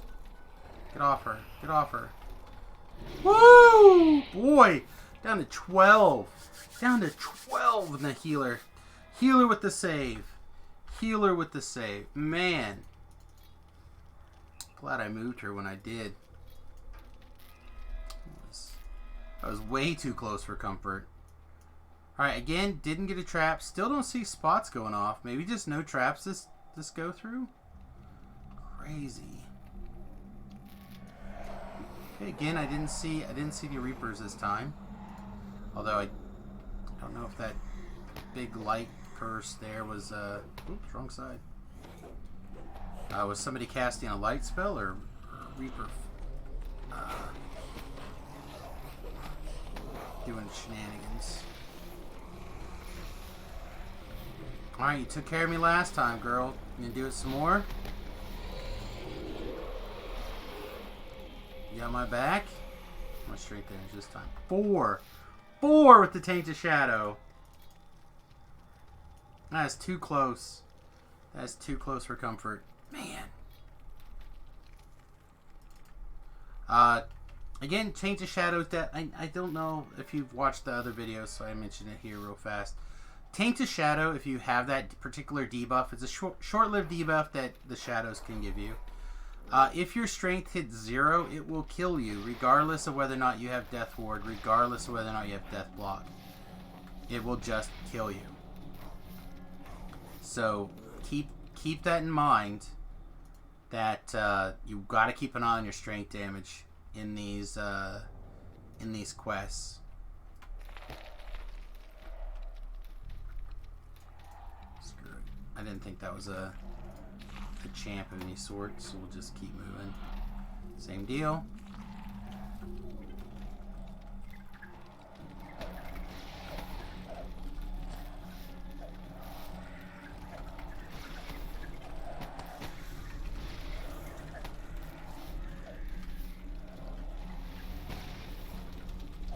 Beast Mark and a Hero Soul. Go ahead and move our healer. Might need healing before too long here.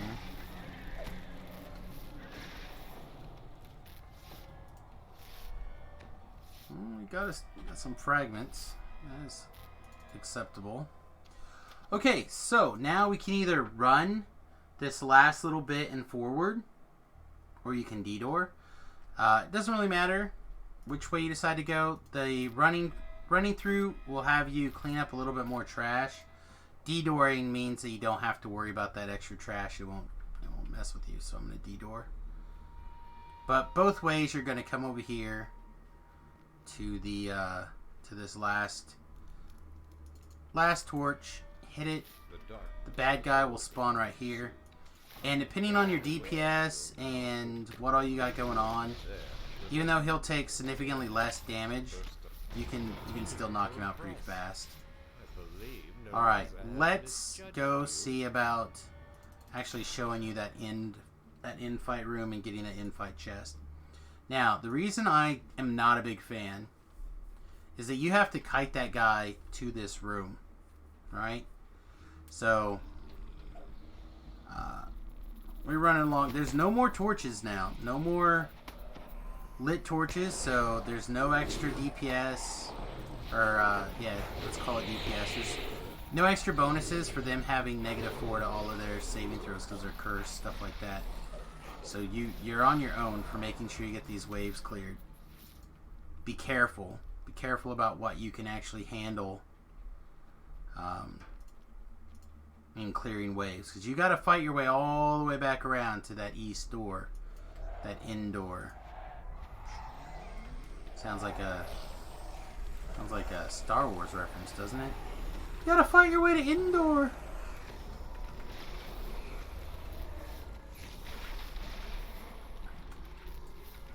Alright. Another ghost on his way here. There we go. Pretty good. Alright. Well, we got a minute and a half of Ray of Enfeeblement. I think I'm just gonna go ahead and drink this potion and clear that. Once you die of a tainted shadow, you get real paranoid real fast.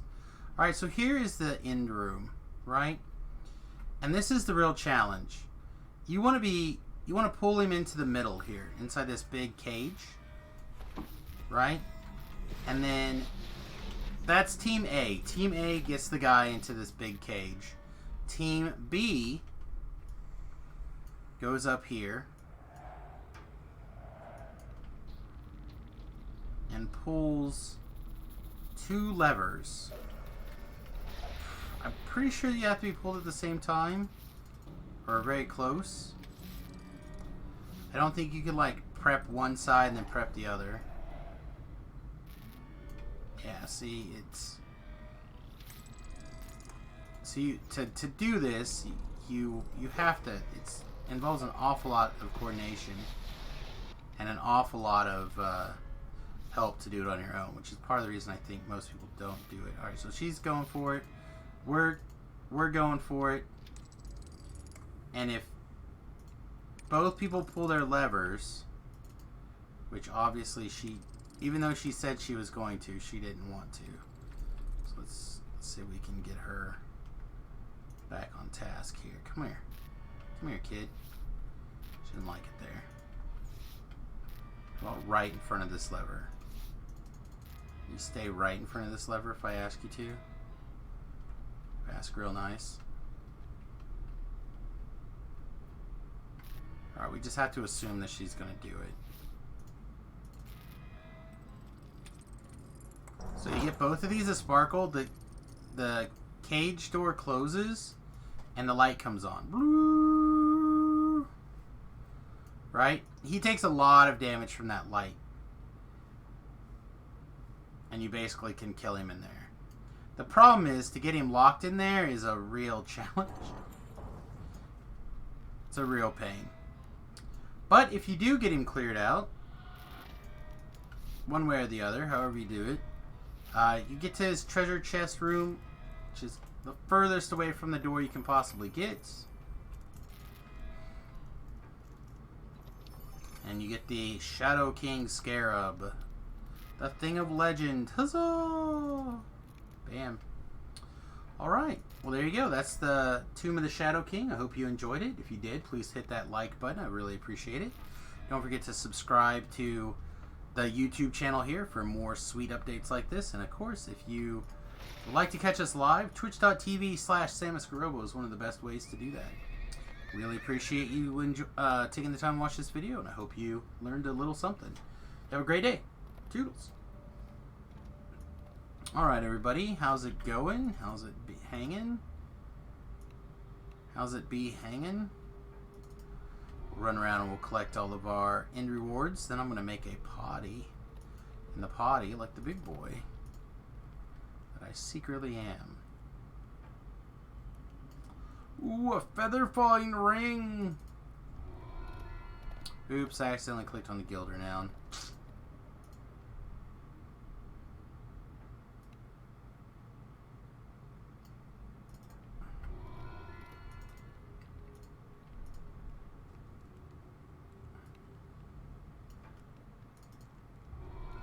Alright. Now we can grab the Great Shadow Crypt.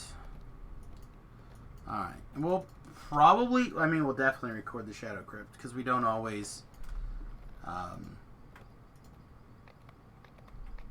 always prepare it. But... don't know if we want to do Shadow Crypt now, if we want to wait just a little bit and do Shadow Crypt a little bit later. Probably do it. Yeah, I think I want to do it next level. Level 11. So that means we get to do like Thrinnels or something else. Something else that's on the old chain Skarutski there. This does not look like my boat. My buffs didn't kick in. Everything's white. Yeah, I don't think this is my boat, Skarutski. Just pop back to someplace else.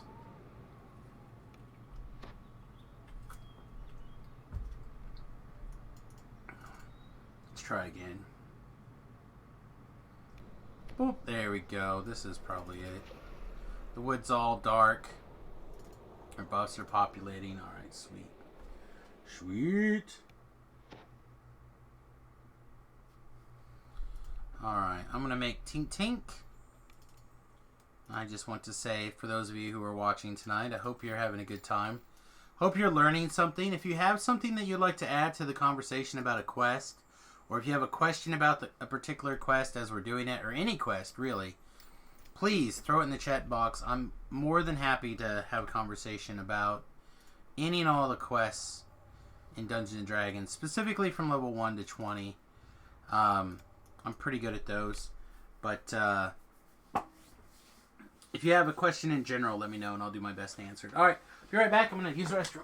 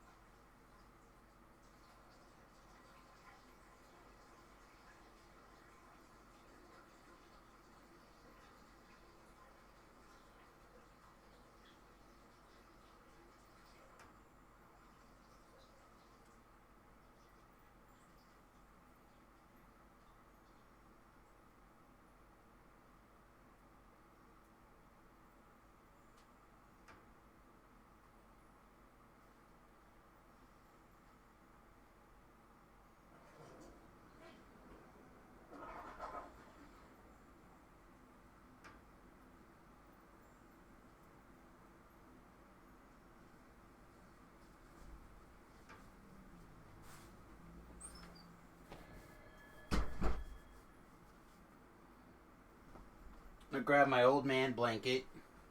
I'm going to put it on my lap.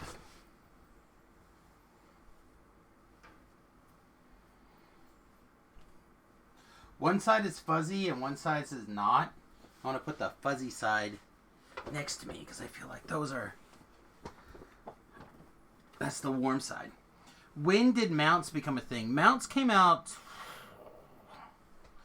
like an update ago, give or take. Let me actually...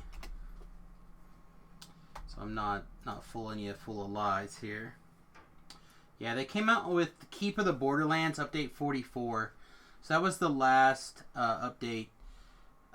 We're getting ready for update 45 right now. Either they just finished it on Lamania or Lamania is still up. And I doubt it's still up, but it was up through the weekend, I believe. And so we'll probably have that update. I figure next week they'll have the second preview of Lamania. So that'll probably be, maybe even this weekend, maybe like the 23rd if they feel like it's done. If not, it'll be the 30th. And then I suspect if that goes well, the 6th at the earliest we'll get the update. So, not too bad. You haven't played since 2014? Well, it's a great time to get back in. Like, they've made some really... I'm sorry, I have to get this one chunk of nail here. I apologize. They made a lot of really good changes lately in the last, I don't know, few months in particular. Probably year and a half at the outside. So, let me pull up the wiki and I'll show you what I mean. So Keep on the Borderlands is pretty good. Some, unfortunately, no PC right now. Oh man, that is sad. I'll still just kind of hit this for you though. So Keep on the Borderlands, a classic pen and paper zone. But what's really interesting about it is they're filled with level 1 to 2 heroic quests. So it gives you a place besides Korthos Village to level up. If you have the pack, which, you know, VIPs, of course, have it as part of their monthly service. But you can purchase it. I don't even think it costs that much to purchase. So if you were, like, burnt out on Korthos Island or something, makes a big difference. And then back here at Update 42, they had a expansion called Masterminds of Sharn, which actually takes you physically to the city of Sharn. Which, let me click my awesome Sharn ticket here. And we'll go poof over here so you can just see some of the awesome.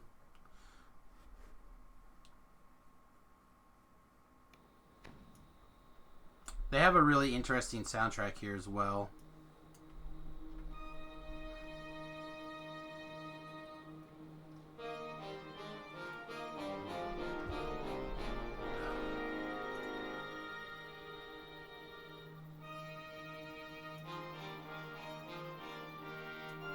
Back then you used to put lots of money into the game. Yeah, exactly.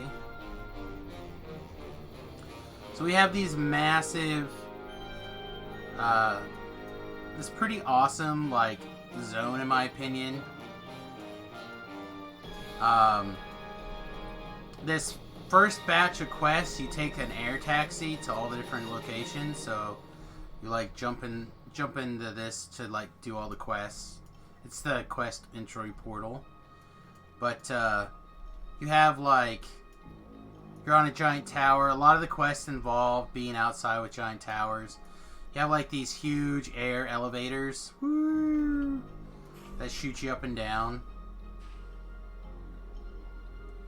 And then you have like the classic Eberron elevator. Like right here. Like floating platform. Yeah, it's really nice. It looks really pretty. And like I said, so you have 2 updates in a row that's all about expanding the Eberron world. Here, let me take you to a... Let's teleport to the docks just to show you the some of the other like major zone. So this is where the next series of look at that. Isn't that great? And then we have you have a water boat right here with the big water elemental running it. But doesn't it just, it looks like Sharn. I don't know if you're a pen and paper fan, but Eberron has been one of my favorite worlds since they came out with it. In fact, I've talked to Keith Baker about it numerous times, and I always just love it so much. But update 43 also involved the Sharn, and you have like all these quests that get in here. The closest king you get to playing is perfect. Then you understand what I mean then. Like, I feel like they did such a good job with how this looks and feels. Like, look at this. Look at this. Isn't that insane? Maybe we can even swim out there too, right? Yeah, I think so. Is that not the most insane looking boat? Oh yeah, we can't get all the way out there. Yeah, they like did such a great job of capturing the look and feel of Eberron in this update. Now, that being said, let's see, what else do we have, like, update-wise here? Sharn, Career Shipment, that's like a freebie pass. A raid update. White Plume and Other Tales, so they gave us White Plume Mountain quest, another classic Dungeons & Dragons quest, and like a few other quests that go with it. I just uploaded those videos to my YouTube channel if you wanted to like get an idea what those quests were like. But then update 37 is the Mists of Ravenloft, and this is some of the best content in Dungeons & Dragons right now, in my opinion. Like, I really like the Sharn stuff, too. Like, Sharn's like a 9.6, give or take. 9.5, 9.6. Mr. Ravenloft is 10 out of 10. Is there a quest that's bad? And I don't even know if there's a single quest that's bad. There's one quest that's got some lag to it, but I think all these quests are really enjoyable. So I'll hit this mist and we'll teleport to Sharn real fast.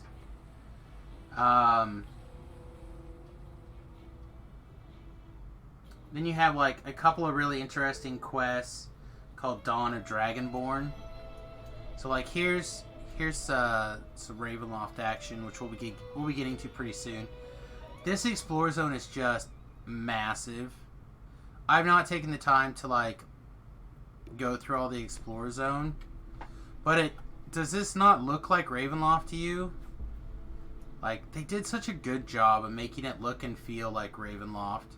Like, the music is creepy.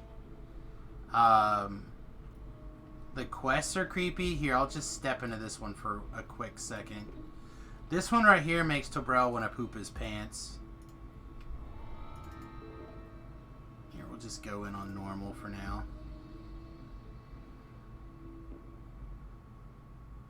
I don't know how well you can hear the DM noises. You should be okay.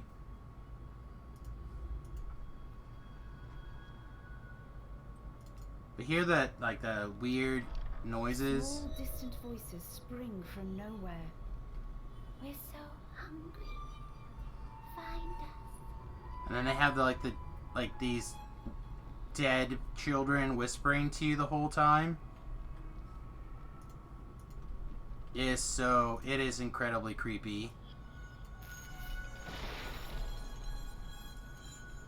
Here we are. You spot something in the middle of the room. Something small and old and forgotten. We're tired. We've been here so long. We want to rest. So Take us to I don't want to do the quest right now. I just kind of want to. They said they've been knocking it out of the park with the last couple of updates in particular. And then I don't know if it was the update here, the update before, update 34. It might be, but then they added a new difficulty to the game called Reaper, which yeah, I can't get in here.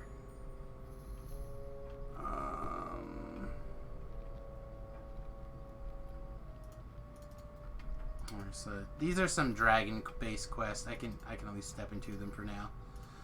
But they have this whole new difficulty afterwards called Reaper that scales from 1 to 10. It decreases your damage, increases the monster damage. Self-healing is like drastically reduced. So here, I'll just pull it up on the wiki here. 10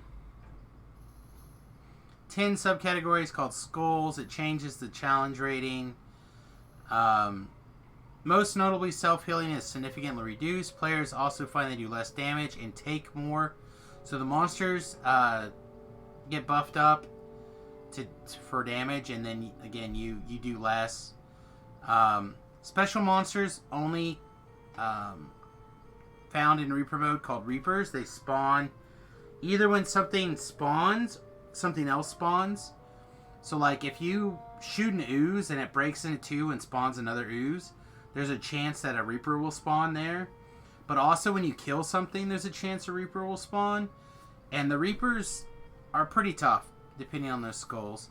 Look a lot like Race, but their eyes glow. That's how you're supposed to tell them apart from regular Race.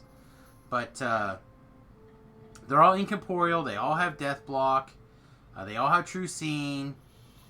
They can't be tripped because they float. And then they have like subtypes. You have Carnage Reaper, which like hits things super hard, gives you a vulnerability debuff. You have Famine Reaper that slows you down, will teleport to you, cast some spells. Fear Reaper has this massive AoE area dot, so it'll scream, and then if you're within range, and it's a pretty big radius, it will have this massive stacking dot. It's pretty crazy. Plague Reaper has a healing debuff, so even if somebody else heals you, you'll take like very little healing. It's pretty crazy. And then they just added a special new Reaper, or 2 Reapers, if your skull is 5 or larger. Yeah, it doesn't look like they're listed in here, but it's pretty insane. It is pretty crazy. But they give you what they call Reaper enhancements or Reaper experience points. So as you get a very tiny percentage out of the quest, say like 10 or 15%, whatever, depending on the difficulty. So like a lot of the quests, let's see, what did I just do last? You scroll through the chat.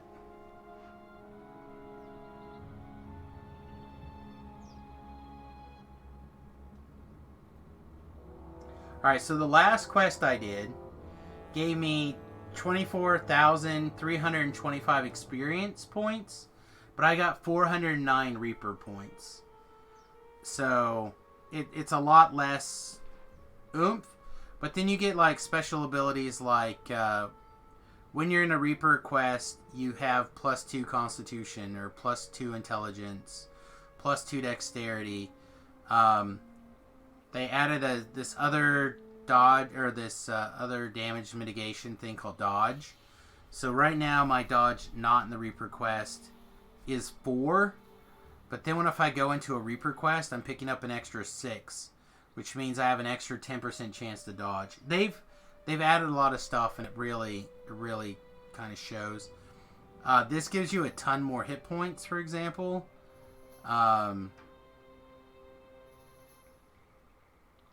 So, like, right now I get a maximum of an extra 100. But when we get to level 11, I'll be able to get a maximum of 200 extra hit points. At level 16, an extra maximum of 400, etc., etc. So you can actually get a lot of bonus hit points to get into when you're in Reaper quests.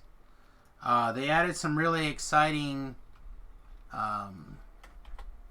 universal trees to your spell tree.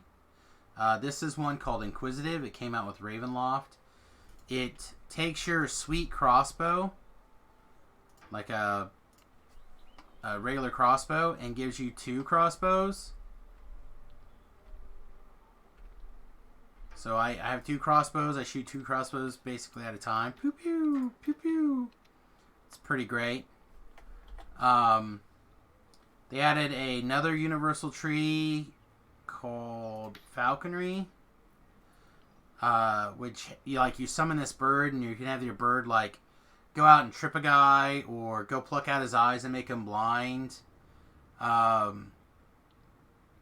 Which in this case, being blind also makes them helpless, which means you can get sneak attack dice on them and stuff like that. Then you have like this No Mercy that says you can do up to extra 30% more damage. Yeah, it's pretty insane. They've done a lot of really interesting stuff. Knife Fighter. You get to turn your knives backwards. So instead of having your knife like this, you get to put your knife like this and you like slash. It actually makes your daggers like really, really good. In fact, last life or not very long ago, I did a 2-weapon fighting dagger based life, and just it's pretty cool. So yeah, they made a lot of really interesting changes in the last couple of years. If you get an opportunity to come back, you should definitely check it out. At least come back free to play for a little while, or do like a month or two VIP and just check it out. I can't recommend it highly enough. Of course, we have our... I don't know if you, in 2014, if we had the guild ships then. I feel like we have. I feel like we've had the airships for longer than that. But they did a pass, and they made them all, not all, but they made all the new ones last like a really long time, and they're all really exciting.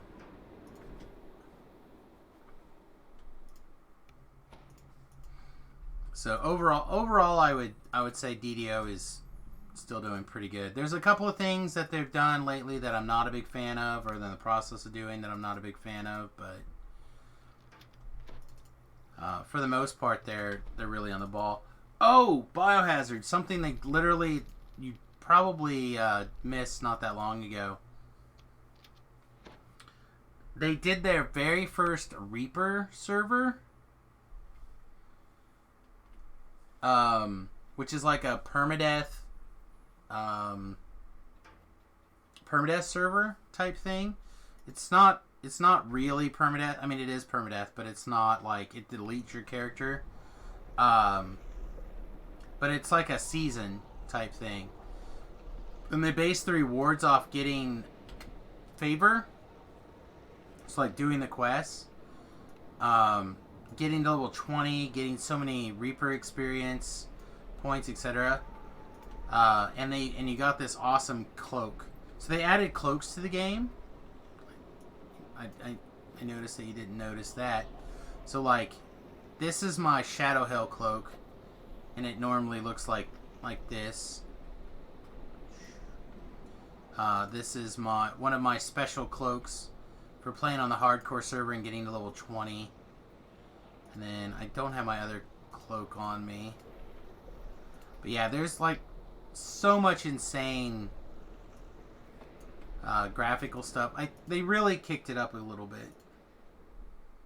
So again, if you get an opportunity to come back and check things out, it would be... I think you would enjoy it. Here's the other cloak. So this is the cloak I got for getting 10 Reaper points in the hardcore server. It's black with a skull on the back. It's pretty dope. It's pretty dope.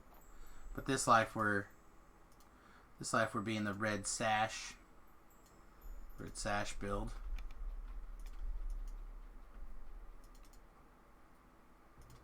Said it. There's been a lot of fun. I would definitely check it out if you can.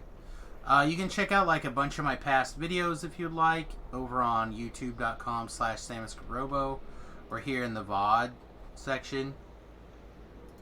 It automatically deletes whenever it deletes on Twitch, but everything is archived on YouTube, so everything that the crazy people haven't removed for copyright violations.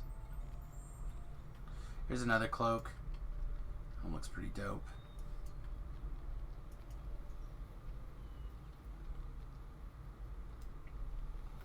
So yeah, there's... Whoa, I think we want to do Thrinnels next for our recording here purposes here. I've been recording like a playthrough series on my YouTube channel, or for my YouTube channel. So I'm trying to like find the places where quests like overlap. So as I level through my first life here, I'm going to record all the quests that I did, and then I will come back through and I will make sure to do the quests that I didn't do the next time through. Oh, you've been following for a while, you just need to catch the stream. Alright, well cool, welcome back. I feel like I recognized your name, I just hadn't said you. Obviously you're not around a ton. So anyway, like I said, the next time through I'll try to do the quests that I didn't do, so there's examples at least to do all the quests. Hopefully, that's my goal. That is my goal.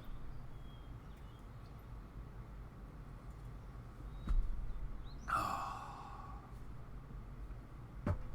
We should do some Thrinals. Alright, well, I'm going to take a shot at recording some Oh, let's get a hireling before we run off here. Teleport to the marketplace. It'll be about the same amount of time. It may be longer, it may be quicker, I don't know. Probably longer if we just didn't grab our pony and ride a crew.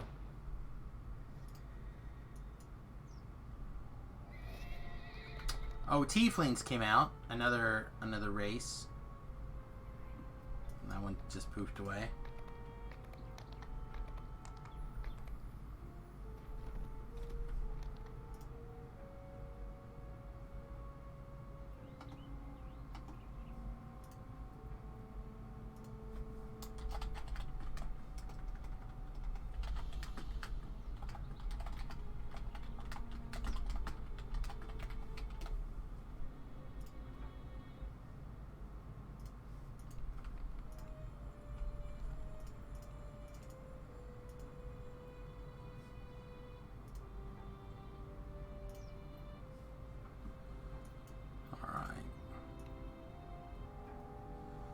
Let's grab... We're using here. Faden? Faden saved my bacon earlier in the quest, so we're going to grab another Faden. She gets to live again.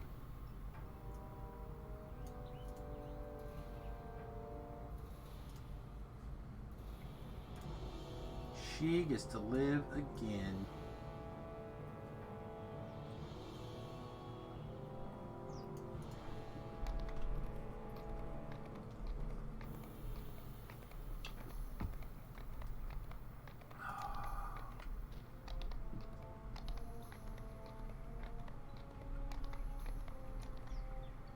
What's poofing over my shoulder? Must be my crossbow? Weird.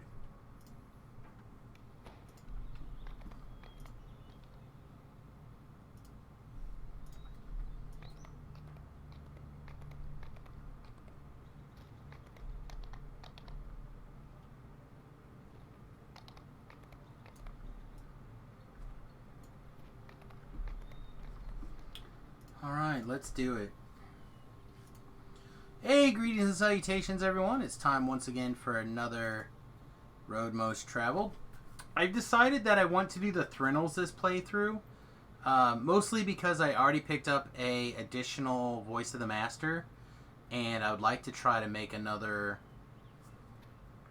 Master's Gym? What is that Master's Gym thing called? Master's Gift Gym? So I can get rid of 2 named items in my backpack and put 1 thing in my bag. So let's knock it out. The nice thing about this little area out here is you get to ride your pony. So before we actually start the Thrinals quest, let's have a quick conversation about Thrinal and this whole explorer area. 1. There are one of the few areas of the game where you have mini quests, right? So there's a couple of mini quests out here, and then there's regular quests. So out here in the regular quest land, you have 3 zones of regular quests, right? You have quests over here.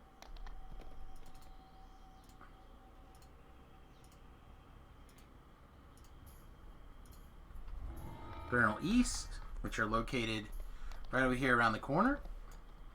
All 3 quests are in there. You come out and you advance the quest by talking to the same gentleman.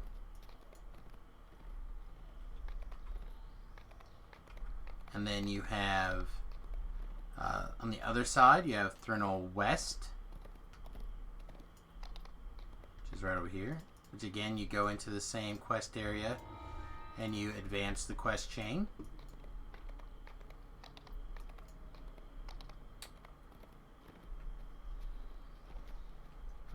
Morning Titan. Biohazard, DDO names do not delete. So if you still have your account, you probably still have your character. And then we have Thrinal South, which you can only get to once you've already done East and West. Carefully not foolishly repeated West. And then talked to the guy who controls East an additional time and say, like, is there more to do here? And they'll send you to the South. Then once you've done all of those things, then you can come back and get your quest and reward here. There's a couple other highlights to check out here. So, like, here's the Dave Arneson Memorial. This guy is a real... If you love Dungeons and Dragons and you like the role-playing aspect of it, Dave here is basically the inventor of that half of Dungeons and Dragons. He invented a couple other rules that have kind of carried on. He invented a couple of really amazing quest locations. So it's good that there's a memorial for Dave. And then you have a little bar right here, the Delver's Canteen. And then out here in the wilderness, so you have a couple of like mini quests, right? Like they're not really quests, but they're kind of quests. See if I can remember where they're all at. Nope, not this way. It's been a minute since I have like ran around out here.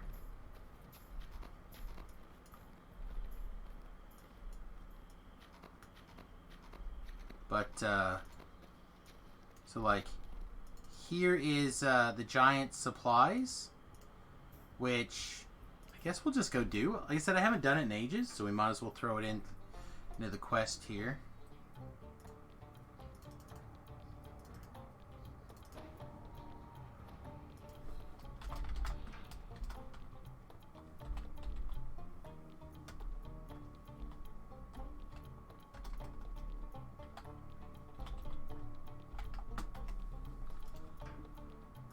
Finish clicking all these buttons. This used to be like a loot run, I think, or maybe the different one. There's a different one that used to be the loot run. We're currently all set up for fire damage. Let's switch to acid damage if we're going to be fighting fire giants. Of course, that might be the only fire giant. There's a nasty champ.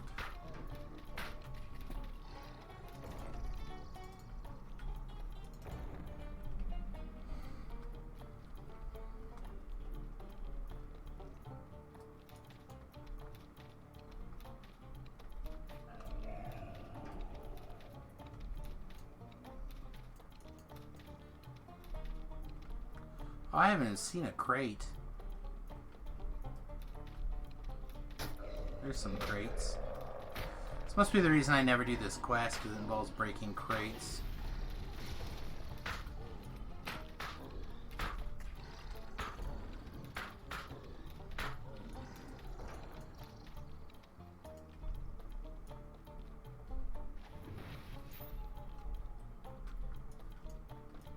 Alright, Biohazard, thanks for hanging out, buddy. Appreciate you. Hope you answered all your questions and got you hungry for some more Dungeons and Dragons.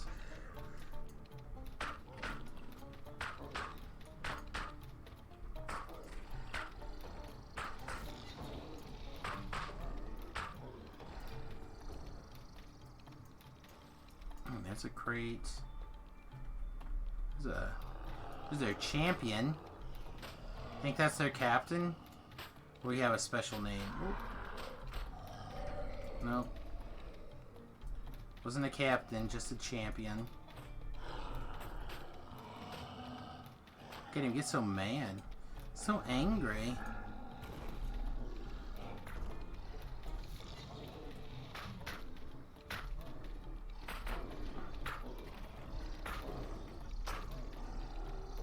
So many angry boys.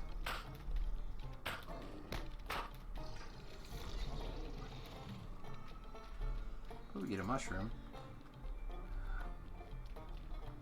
So, way back in the Wayback Machine, these quests here, because they were so fast, not only were they loot runs, popular loot runs, but because they were level 10 quests, they could drop the awesome +5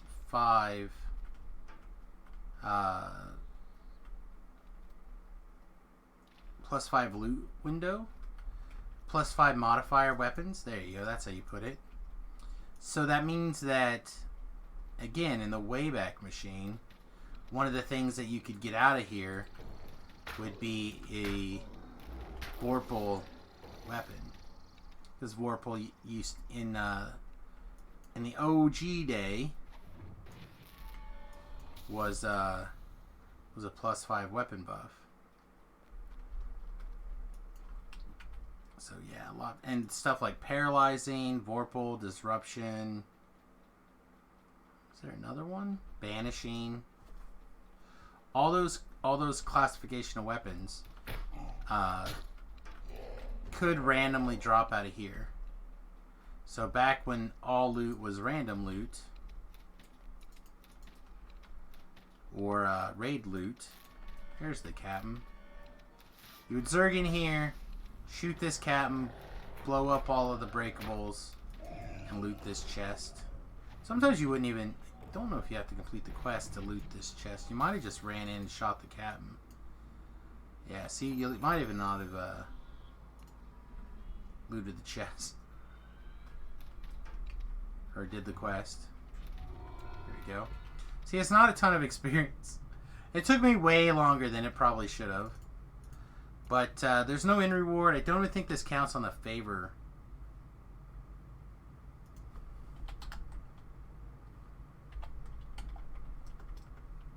Yeah, see, it's not listed. So that's a cool little thing from the Wayback Machine. And then one other kind of like, it's not really a quest per se, but it's like a pseudo quest in the sense that you get a pretty cool reward for doing it. You go back this way, back where the road forks. So we come in from this direction, but if you go up this way, through this fork, there'll be a couple of ways of trash. Not interested in the trash. Some earth elementals, again, I'm not that interested. But right over here, whoop-de-doo.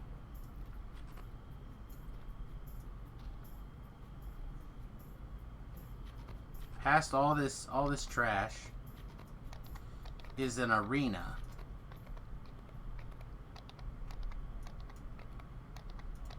Right? It's like right here.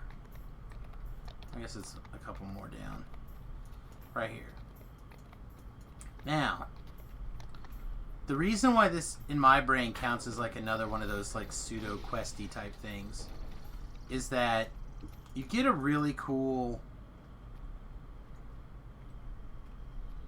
sword and or dagger, right? And what you do is in, I think, Thrinal West, one of the things that you can pick up in here is a Thrinal ceremonial dagger. You put the dagger in, and all these outsiders like spawn on you. And you clear these waves after waves after waves of trash. And then when you're done, you get to choose between a sword or a dagger. And they're the Thronal... let me just look it up on the wiki for you. Making sure that I'm not...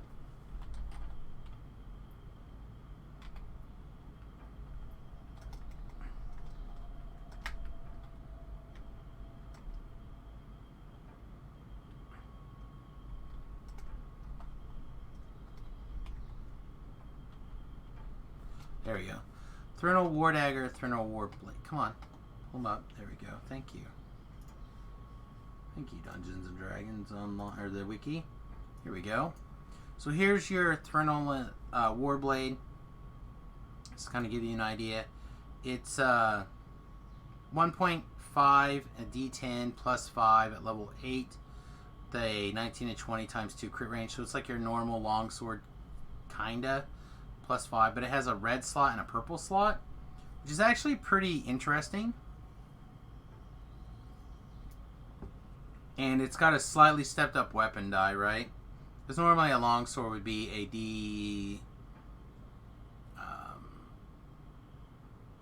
D8 instead of a D10. So you get a little bit of a step up here.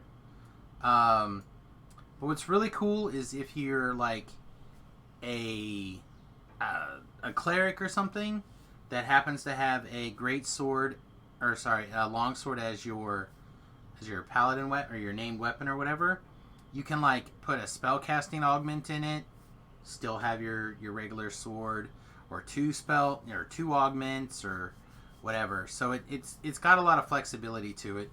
The same thing with the dagger. Dagger is 0.5 at a D6, 1920 times 2. So that's like a regular dagger basically, but it has 2 slots in it. So I'm a big fan of these personally. Whether you love them or not, it's kind of up to you. But I've always found them kind of interesting, and it's like one of the few areas in the game that have these like pseudo quests out in the Explorer Zone. Yeah, you get things like run around and collect various like sigils and then bring them back and get an optional named or whatever. But nothing like this. Nothing like one actual quest, even though it doesn't show up in the quest log, and then one like basically pseudo quest for all intents and purposes. Just run past all this stuff and get to the point where they have to recall, leash, rebound, whatever magical word. Oh, they shot me with a magic missile right in my bum. Knocked me off my horse. Giddy up, pony! Alright. Well, I think with that, I'm going to call this one a video. A really short one, like a little bit of an overview of Thrinal. And then we'll start knocking out, like, apparently, Thrinal West next time. Thanks for watching. We'll see you again real soon. Toodles. Alright, yeah, I'm glad we did that little overview. This is an interesting Explorer area that not everyone gets really an opportunity to check out in depth here. Alright, let's see. What happened to everybody? Did we actually lose people, or did...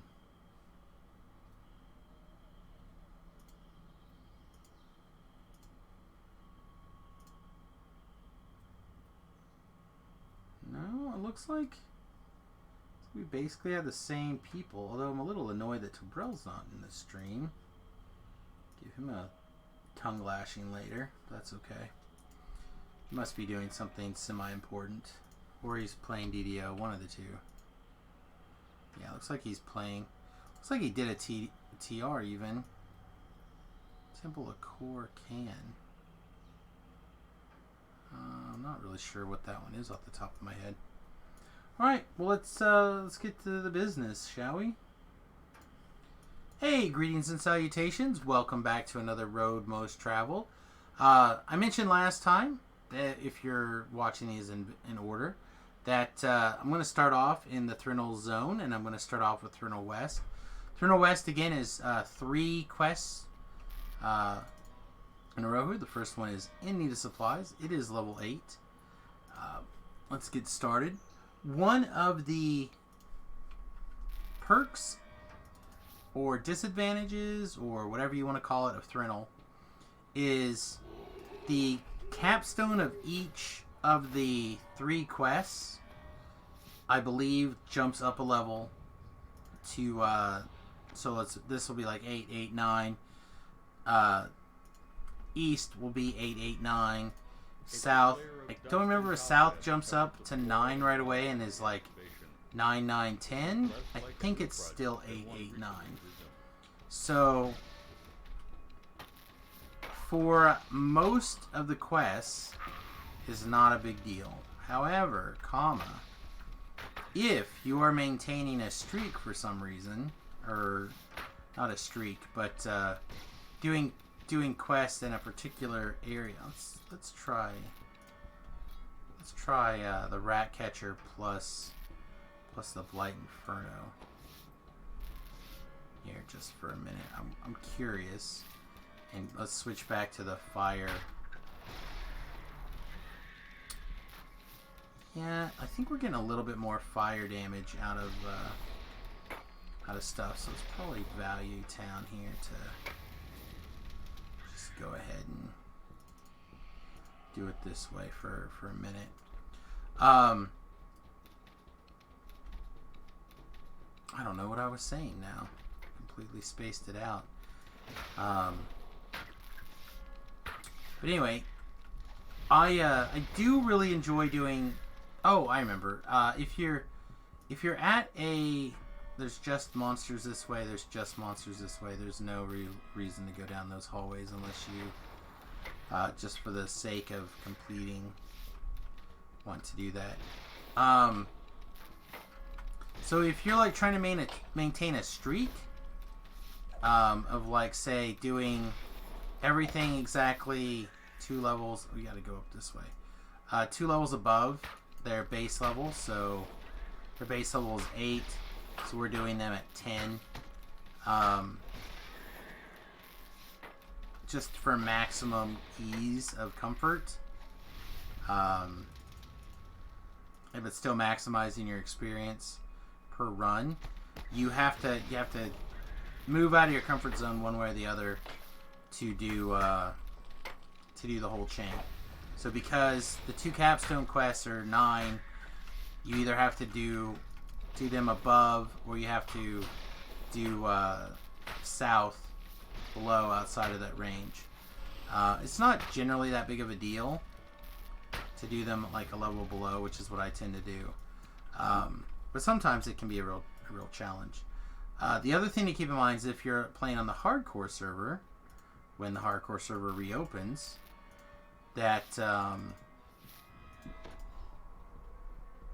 you need to be sure to take a minute and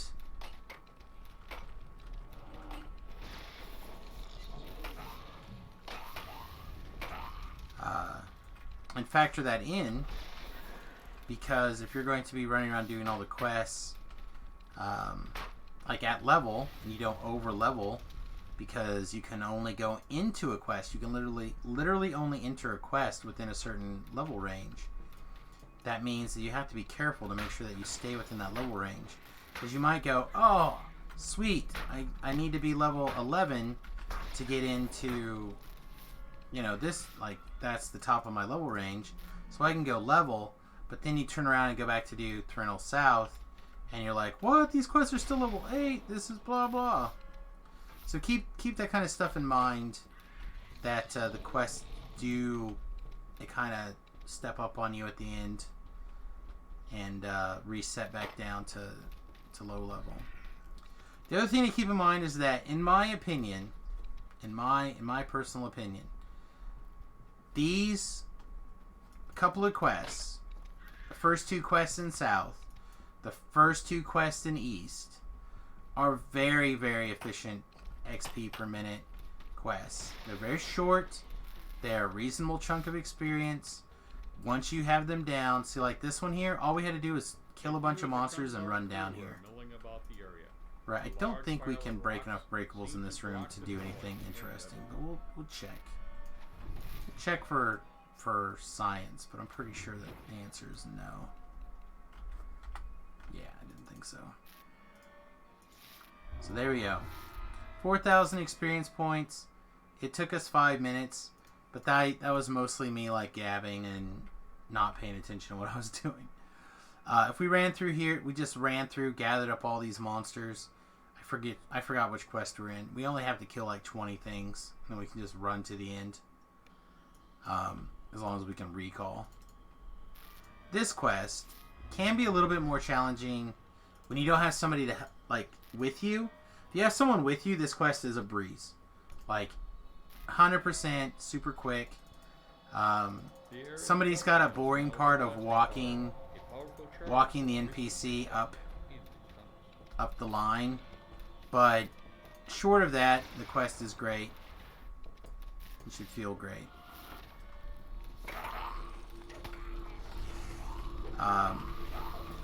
If you're doing it by yourself, things get it's slower for sure, but it's still good. And like I said, you're gonna want to run these quests. Maybe I said in a previous video. You're gonna want to run these quests occasionally, at least, to pick up Cloaks of the Master, to pick up a rat catcher. If you want to do an inquisitive build, although they are changing rat catcher, but it's still going to be quite strong. Still going to be a preferred weapon, I think, in certain level ranges for certain monster types. Just because it won't be as good as it is doesn't mean it still won't be very near the top.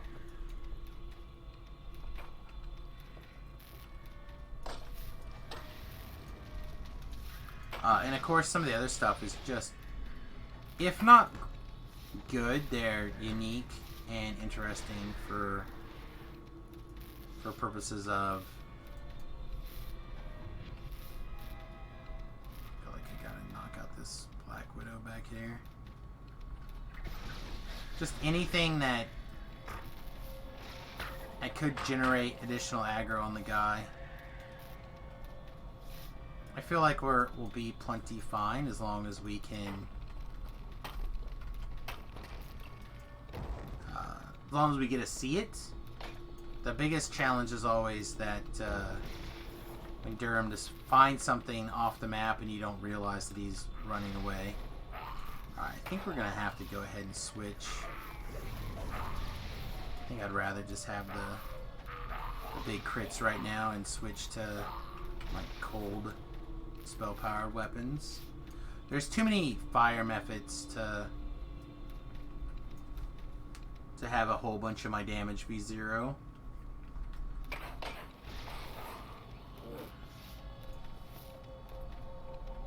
Oh man, the brain maggots are strong today.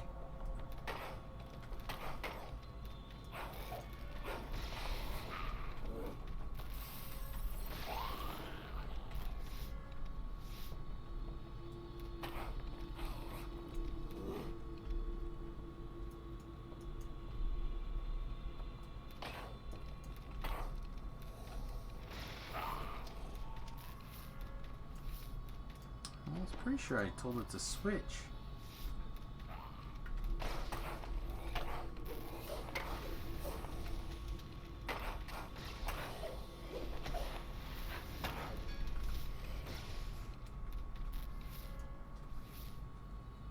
This is definitely one of my favorite builds. It feels very safe, very powerful. Can go with a lot of classes. I'm not going to get into the build just yet. I'll do a build video specifically at the end. But kind of like review how well it went. But I ain't definitely a fan. Definitely a fan thus far.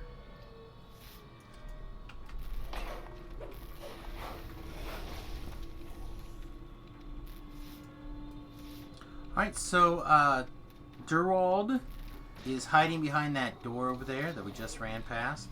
We can't open it because apparently they put the lock way over here. I don't know which guy sacrificed himself to lock Gerald in that room, but certainly somebody's family needs a big old reward here.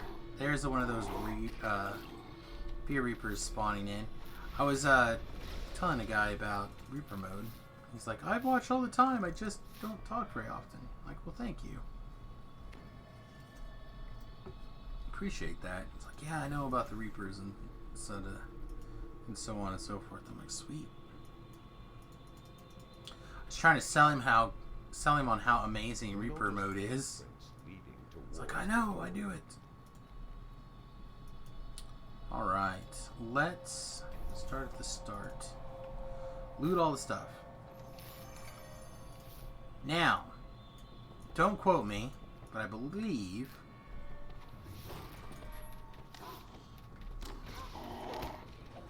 if you Sonic Blast from down here, you can break all those breakables. Yep, broke all those breakables under there. Alright, let's switch to the fire mode. I don't think it matters, and I think we're going to end up casting like a firewall. There'll still be some... Let's not irritate that guy just yet. But I think there's going to be a need/desire to cast a firewall here in a second. But maybe not. Maybe we good. Maybe we good. Alright, so what I'm going to actually do is I'm going to have my hireling there guard Gerald. I guess we're going to... We'll leave it like this for just another minute. But when we start going up the curly queue, we're going to switch back. Oh, then I managed to irritate everything. Excellent. That's exactly what I wanted.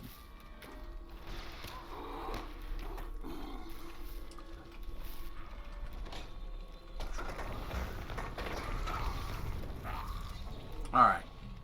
A couple of things. This way is where you go for quest 3. And here is a shrine.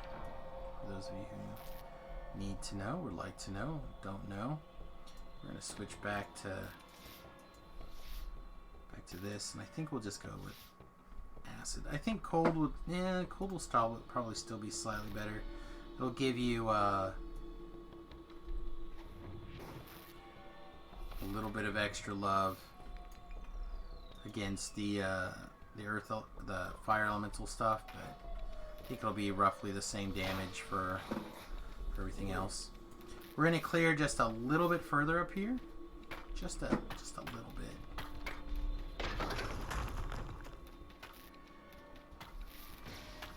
Okay, perfect. So we're just a hair past this big room.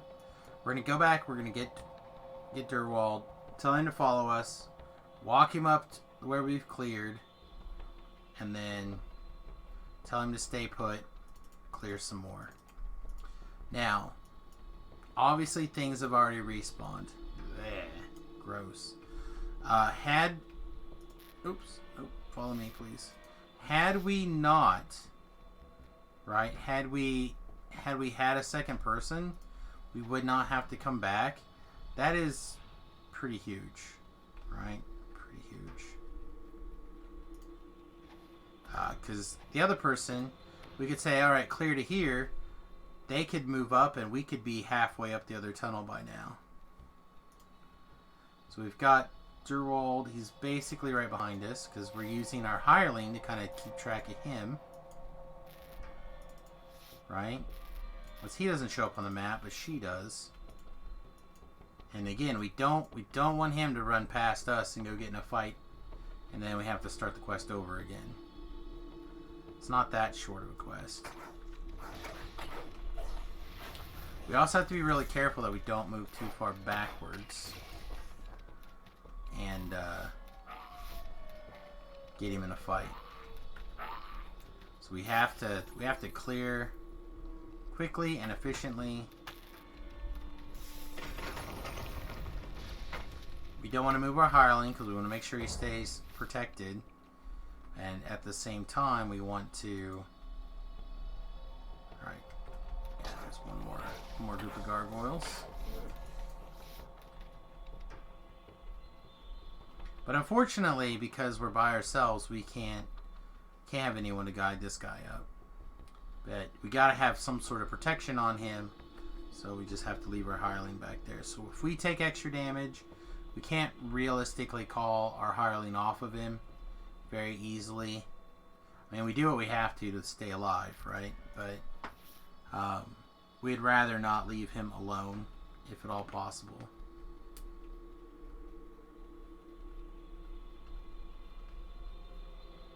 We want to make sure that we get as many chunks of space as we can.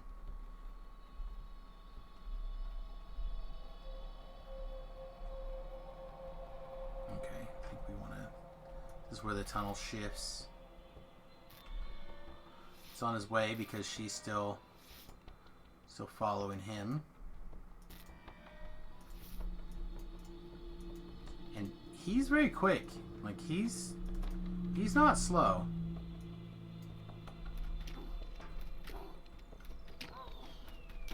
At least not when it comes to getting around the map. That's for sure.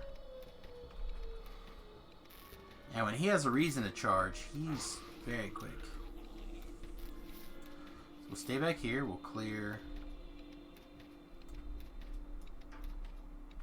both of these side tunnels. We'll make sure that they're actually clear. Not just we think they're clear.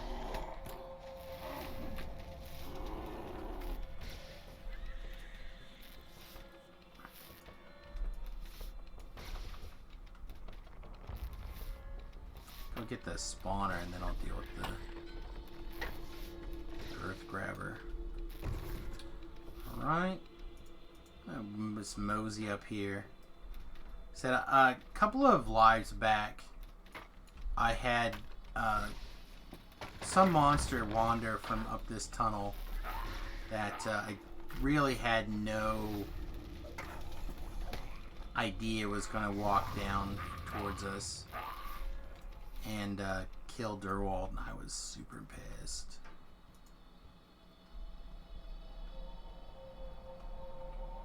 Alright, looks okay.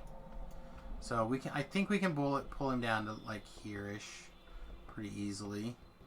Things do respawn backwards or back here. I just don't want to take any chance that something respawns and he gets murdered.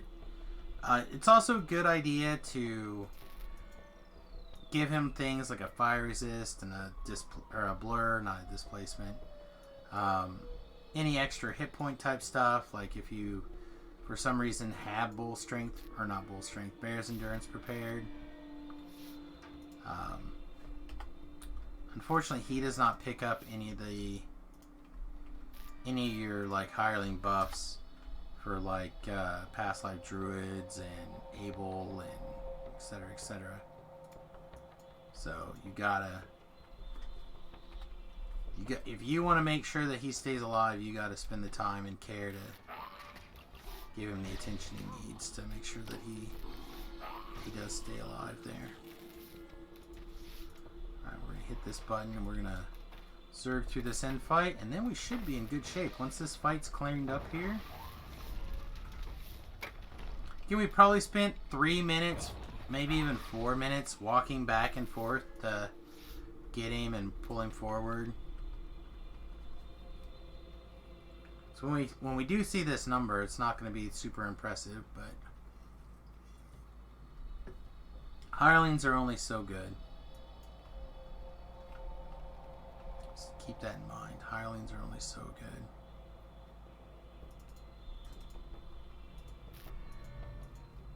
Alright, and what I would recommend is that you go ahead and you keep him targeted just in case you see his life total drop. You can have your hireling hit a heal on him, like if his life total drops, as well as you can turn around, see that he's in the danger zone. Alright, we should be okay. So I'm pretty sure that we cleared all the monsters here.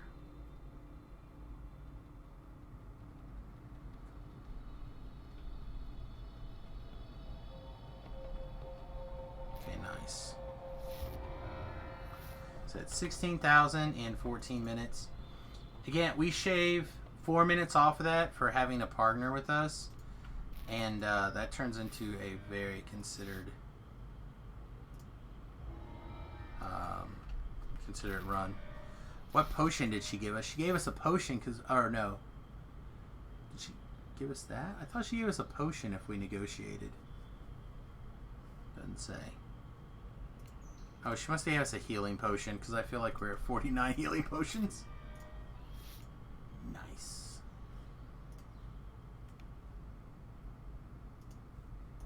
Alright.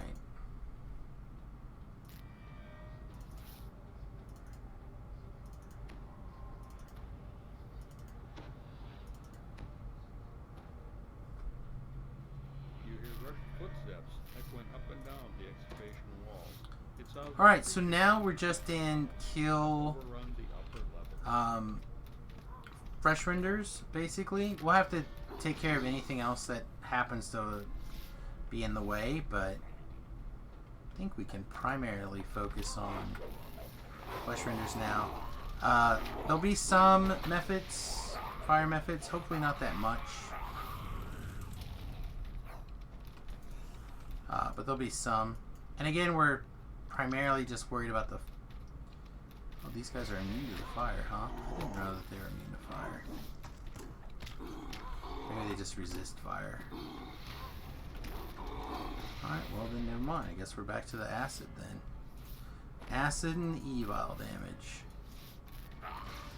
Hello from New Zealand? Well, welcome to the stream, my friend. Ace Valon? That may be close. Maybe close. It might be far away. Don't know.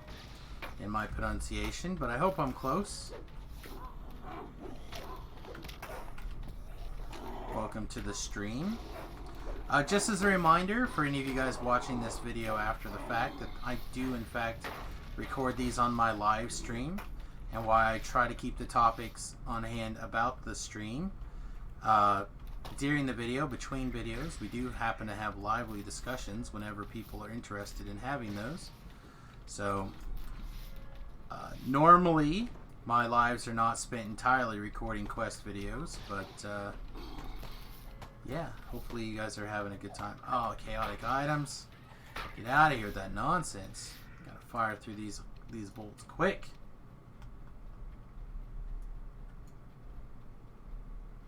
26 Flinzers left.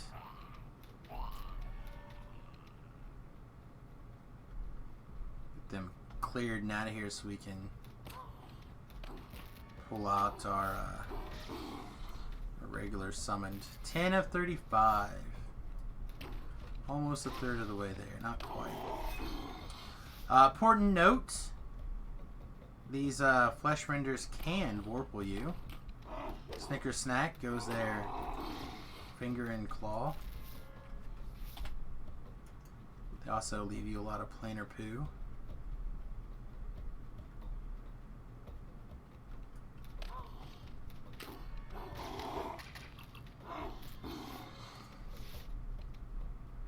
Just to play this game with a buddy, first time, any tips? Oh man, so many. So you've never played before? Man, how do we sum things up? I feel like I want to get into this subject really deeply when this quest is done, but it's going to be probably 7 or 8 more minutes. So let's just touch on this subject while we're kind of filling time here. What are the tips I have for new players? Thing number 1. I recommend checking out... Hey, thanks for the follow too, my friend. I recommend checking out clerics, and specifically checking out the DDO wiki when it comes to clerics.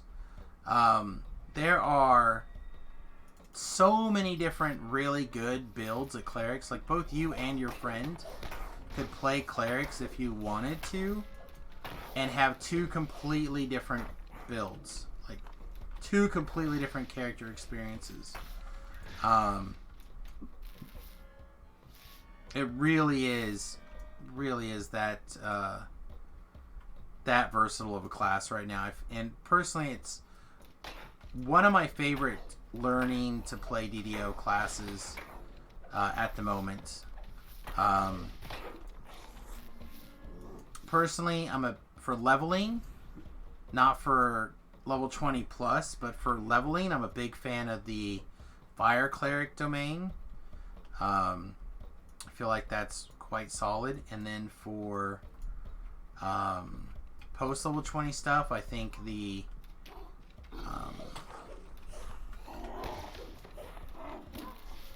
Death domain is really good.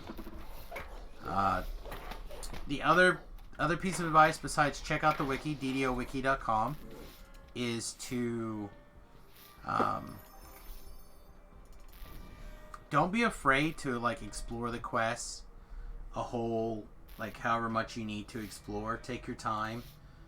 And actually, this may or may not be a big help to you, but I've actually been in a process of uploading a walkthrough of all the quests that I take. Oops, pause that.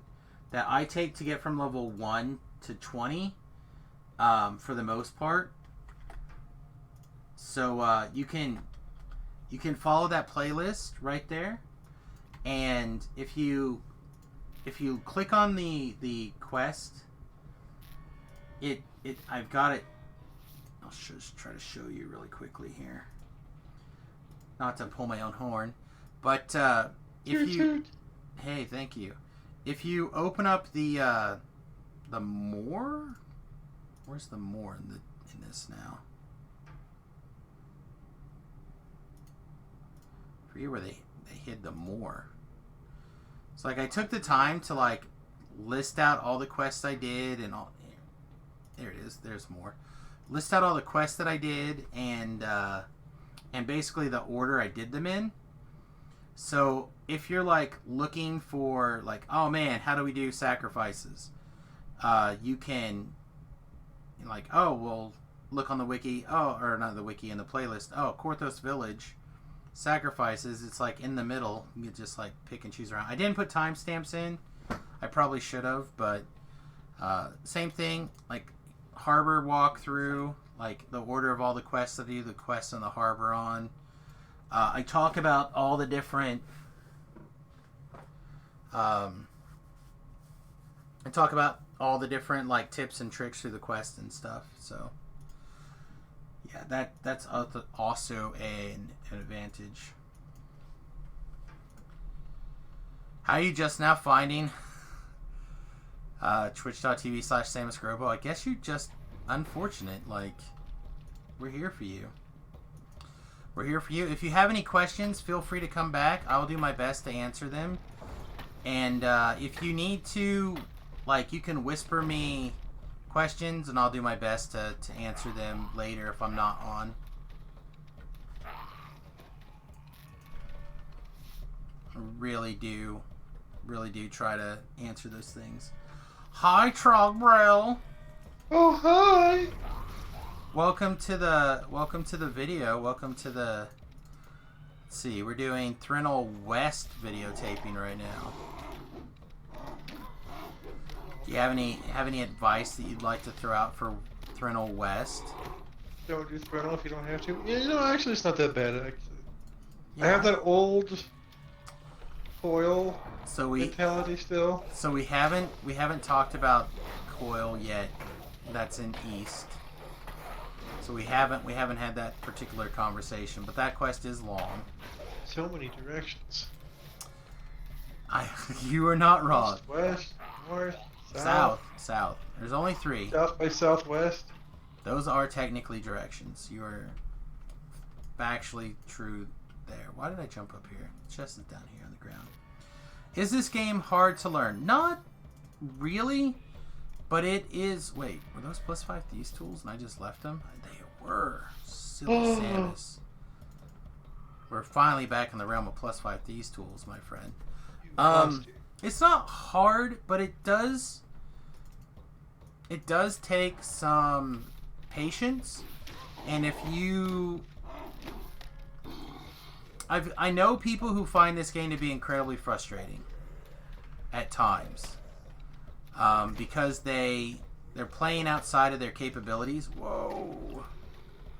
All right, I just almost got murdered. We gotta prevent that. I don't want to drop my flaming Kujal, smoldering Kujal. Oh yeah, let's talk about hirelings really fast. Hey, thanks for the follow, Watchman McCary.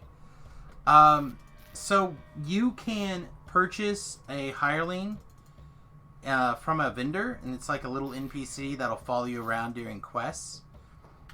In this case, mine happens to be this level 10 cleric. That's the one that I bought. I could have bought other level 10 NPCs or level 9 or whatever. I talk about them in that first video in that playlist in particular. I kind of go into details on them. But basically, I like to play with people on the stream or Shortman, like my friends or whatever. So I don't put up a lot of LFMs. So I tend to fill that extra role of the healing with just the NPC, just an NPC junk robot. Yeah, man. Thanks a lot for the input. Again, if you have any questions, just shoot them to me and I'll do my best to answer them.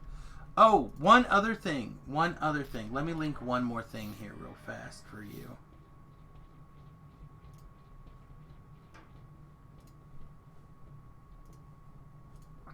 And this goes for anybody who happens to be watching the video at the time. Here is a 24-hour link to my Discord channel. If you join that, there's almost always somebody watching that Discord channel. And if you need help, even if I can't give it to you right away, there's reasonably good odds that somebody will be able to answer your question for you. So you can leave a question in general or DDO or whatever, and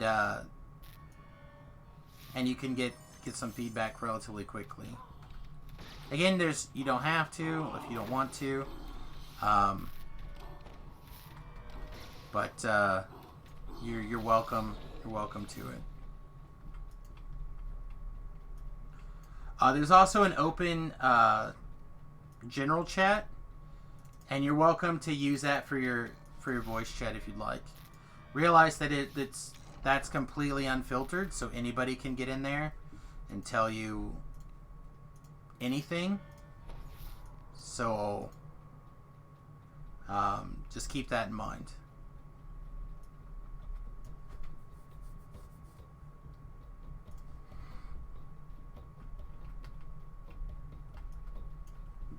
Alright, we are 10 flesh renders left in Thrinal West, my friend.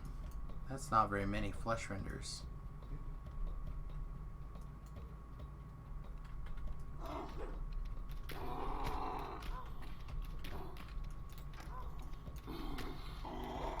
We're almost done with this quest. 8 now. There's going to be, I think, 5 in the last room, and I will do my absolute best to show you this interesting trick, but my stealth score is not particularly high this life, so I may not be able to pull it off for a whole bunch of them, but I'll get at least a couple probably. Oh man, making with the ouchies today. Let's get a firewall and a web. We already fired off our displacement.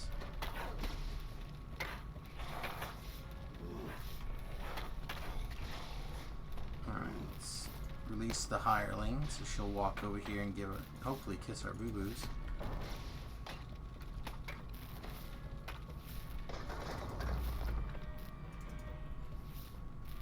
She's taking her sweet time though.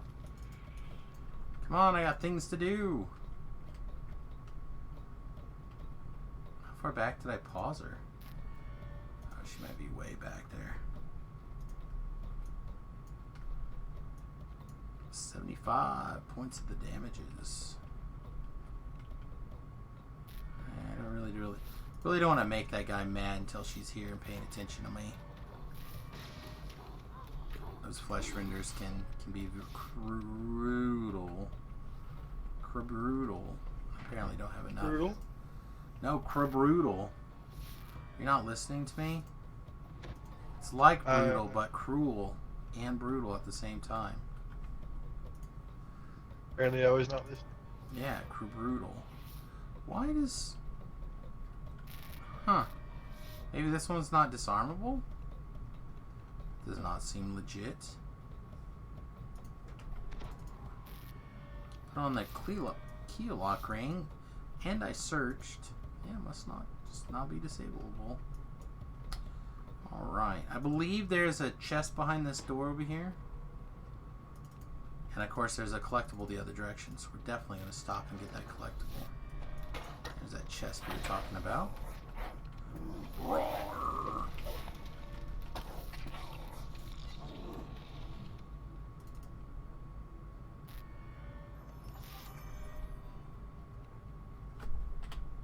This is one of those quests I wish that the horse worked inside the quest, just because it's so long to walk around. Some of these quests are very long. Make your feet extra sore. Alright, last few guys here. Our shield spell just wore off. Means we're definitely taking a little bit too long. But we did also stop and... Ooh, Famine Reaper.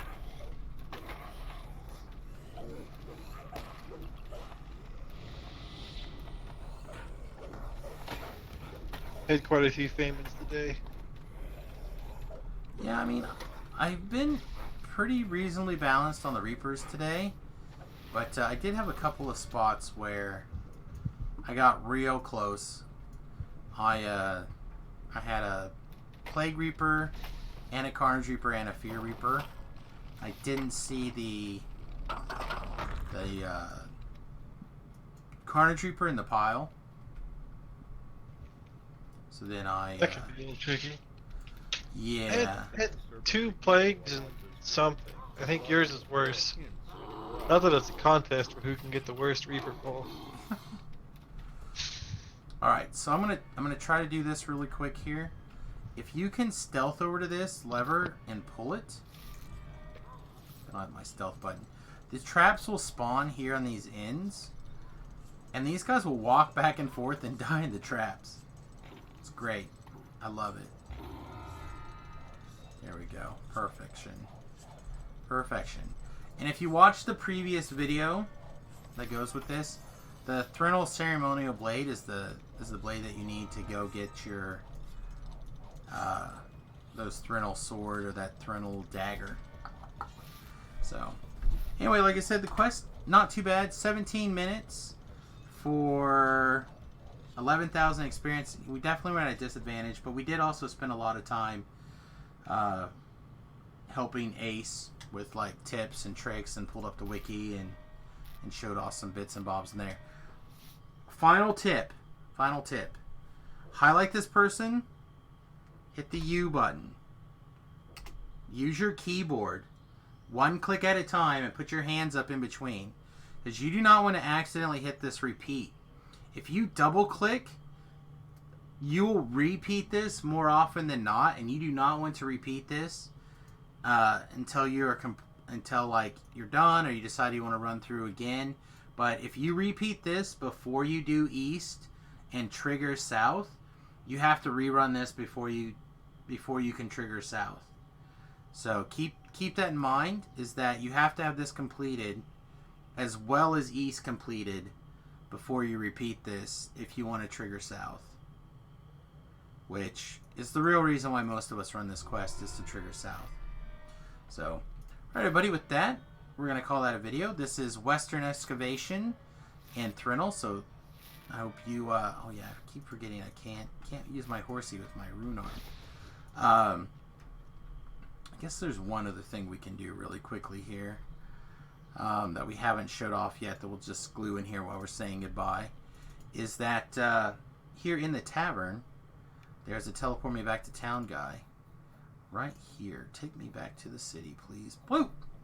Alright, well, I hope you guys have a wonderful time. Again, please don't forget to hit the like, subscribe, and follow buttons, depending on where you're watching at. I hope you have a great day. Toodles! Alright, now we can bullshit Tobrel. I mean, you can't horse you with a rune arm. Say what? If you have your rune arm going, Hmm? the auto charge tier will demount you. Boop. Oh, okay. So it's not the rune arm per se. It's the rune arm action happening. Yes, but I also believe if your rune arm is just charged and it's not on like the auto charge tier. Yeah. And if you turn it on, it'll turn it off. It basically it's like the equivalent of have auto attack turn on and you put your horse on, but then you swing your weapon, like you wind up your weapon, but you notice that auto attack turns off. The feet toggle turns off when you get on your horse, but it doesn't do that for the Artificer rune arm use feat, which I actually like because I like rune arms. I like shooting rune arms. I like rune arms. Rune arms are great. Rune arms are great. Aw, are you feeding your baby wolf? Yeah, I'm like with my mouth. Like, regurgitating food into him. Oh, well, it looked like he was, like, working a teat. That's what it looked like. What was this? Well, that's a different kind of working for sure. Oh, hey, you know what you may or may not appreciate? I found this this company on Amazon.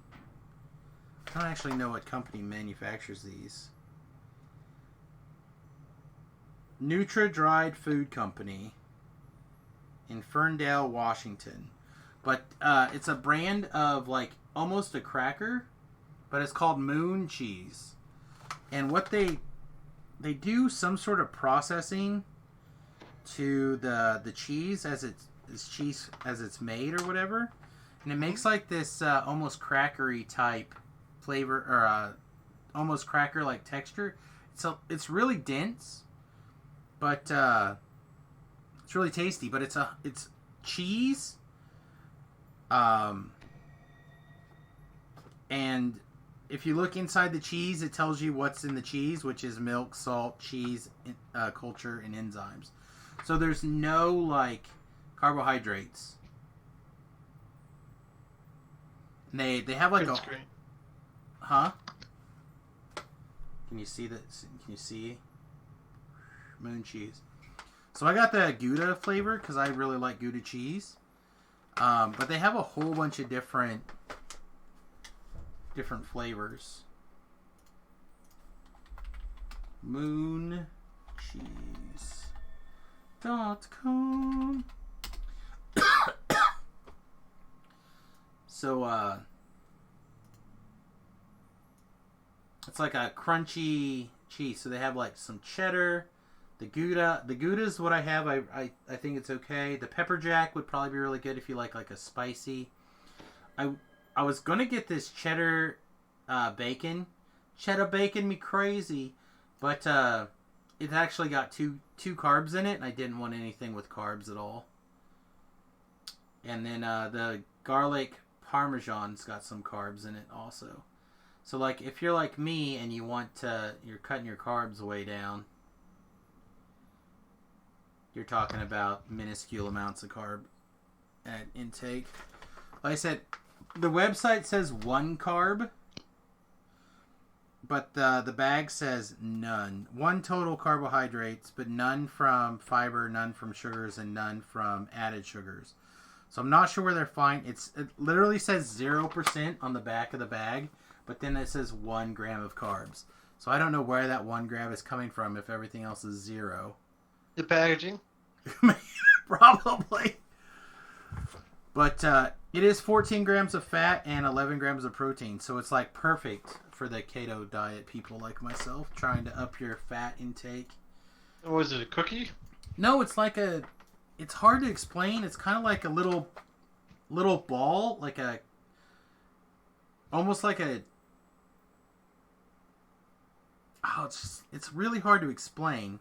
It's like a dense Cheez-It cracker. Maybe. I haven't had a bunch of matzo balls. But take like a... Imagine a Cheez-It cracker, like more like a ball shape instead of a cracker. And like smaller, but the same amount of mass. So it's like a little bit denser.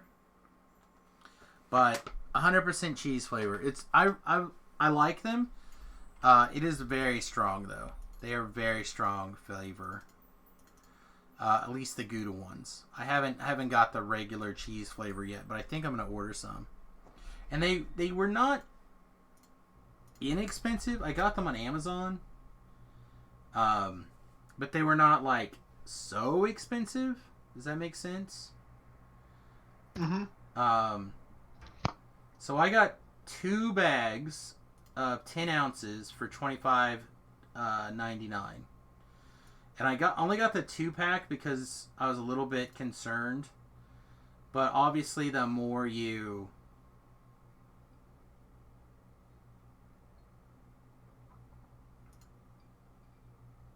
The more you buy, the better the better it goes. Wow. How did you like your...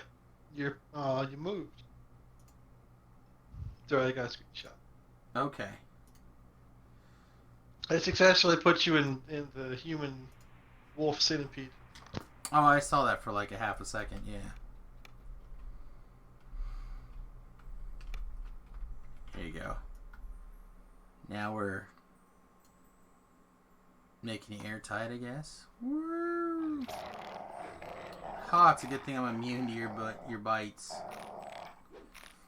Oh man, I think I'm gonna wrap up the stream pretty soon. I'm really tired. I think I just want to upload a bunch of the videos for a little bit here. I was gonna end a little earlier, but let's see who's all in chat. Warbowin's in chat. Tig's in chat. A couple of other people here. Thank you guys for hanging out. I appreciate you. No Tobrell, but that's okay. Oh, I noticed that you were running around doing something. I didn't recognize the quest. Temple of something something. What? I just did Sharn is all. Okay. Well, then one of those quests apparently is inside of a temple. Oh, okay. Well, sure, what's up with that? Yeah, I don't know. I thought about looking it up because I was like, oh, Tobrell still on. Yeah, I was just doing Sharn. I was just like, oh, yeah. I assumed you were in a group or something, which is why you weren't over here. Well, I was with Dustin, just chit-chatting. And Ben. I see. Yeah, just Sharned up 18 to 20 and open up the way to get a couple gears. Distributed has finally convinced me to try Sork. So I'm gonna do my Warforged Lives as a Sork. That'll be fine. I don't know if that's what... I mean... If you like the playstyle you're playing now, it's not the same. It's fine. But watching him go through quests is on the Sork, or other people's Sorks, is ridiculous. It's very good if you're... depending on your capability of landing spells. Right? So like when you're nailing it, you're nailing it. If you're just a little bit behind or whatever, then you're gonna feel it. Yeah, it's a little bit... I'm presuming it's a little bit less forgiving than Melee's as far as certain things. Again, powers, the DCs and distance. stuff. You definitely, if you want to be the top damages, you definitely need to make sure you have all the right gear at the right levels. And Yeah, melee, I kind of sloughed from, up all the way up until 29 with some little 15 gear.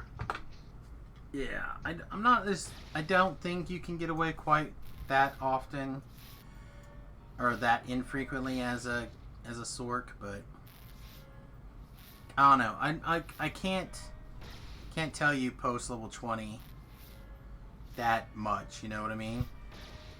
Like Java's running around with a lot of level 15 gear, and I'm not keeping up. He laid some stuff out for me, but he has like a really weird gear set of old Keen's crafted.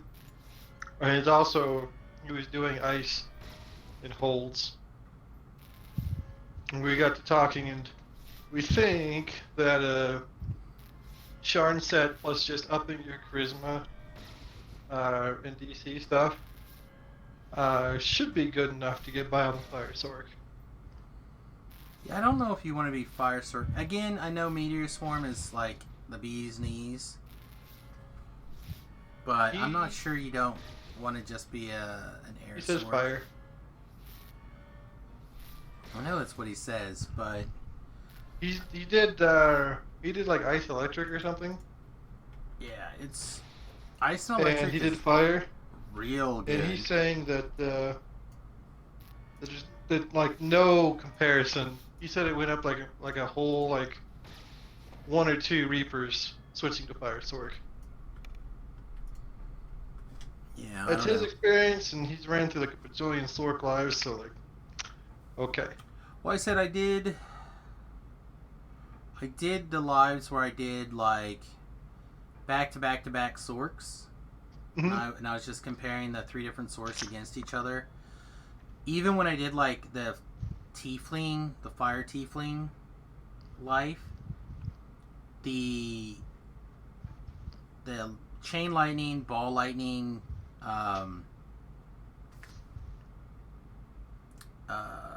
Enlarge Metamagic feat kicked in was just night and day difference. Yeah. Like I was out deep again. I didn't run around and cast Meteor Swarm like every 2 seconds or whatever the cooldown is, which is what he's doing. Like he literally has 2 buttons. He's got Meteor Swarm and his like AOE. It's like Fireball SLA too. Right. Fireball SLA, Meteor Swarm, and the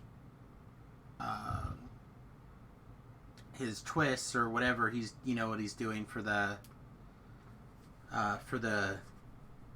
however he's twisting in his like big burst stuff from I can't think of what it's called right now. He's not doing energy burst for the other one.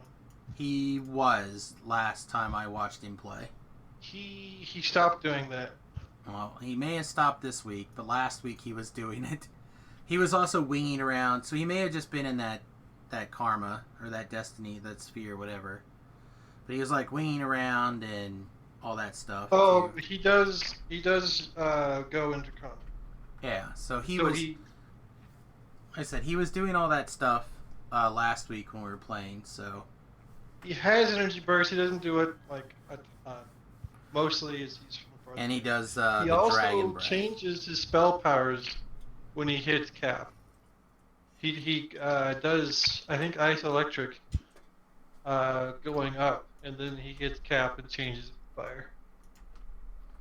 Yeah, I don't know. Like I said, we were like level 22, I think, last week when we were playing, 23, something like that, and I said that's what he was doing. He was still just. I was watching his spell rotation. It was Meteor Swarm, Fireball, the Fire Breath, and Burst, and then he was winging around. Like that was just his rotation. So, again, it's different when you're post level 20. I cannot compare to those things as much as he can. But the other stuff is very nice. You just, if you're too close to a thing, you just hit your Ball Lightning and Chain Lightning and it's probably dead. He did say he was going more other elements on the way up. Yeah. So, again, your experience may vary. Yeah, we talked about that too. And since I'm gonna box everything, I'm just gonna make a fire setup and go through 18 to 20 like Sharn or something that where the fire doesn't matter, Right. where everything takes fire. No fire immunities, no running with the devil, no none of that stuff. Yeah, you'll just have to be careful for mana usage. Yeah, I used the Sork leveling platform before. It's kind of goofy. Right. I Well, have a little practice with it, the big thing is but things are that different now too. So you get your Fireball SLA and your other SLA, and you really spend a lot of time focusing on that, and then you're going to realize that you're going to end up blasting stuff a lot, and your mana will change. You'll eat a lot. Like, you'll be firing off delayed blast fireballs a lot. You'll be hitting some of that other stuff a lot more than you were used to previously. Just because you're digging through, like, the new monsters in Sharn or whatever, they just have so many more hit points. So, until you get, like, your Sharn set running and you're maximizing your spell power out at, like, 600 or 700, or whatever the new cap is. Like, without trying real hard, I was getting to, I don't know, like 550 or something. yeah, the sets. The Borderlands weapon is pretty good because it has some more stacking spell Yeah, power. then that's plus level 20. So I don't know about that kind of gear after that. But I'm just talking about from 18 to 20 in your stuff. So again, it'll be a lot of fun, but it'll be a definite change. I will count down the, like, F this, I'm going back to dog. Well, it's going to be an experiment, and I'm also not. And he also does ASMR. And my concern is self-healing. Right.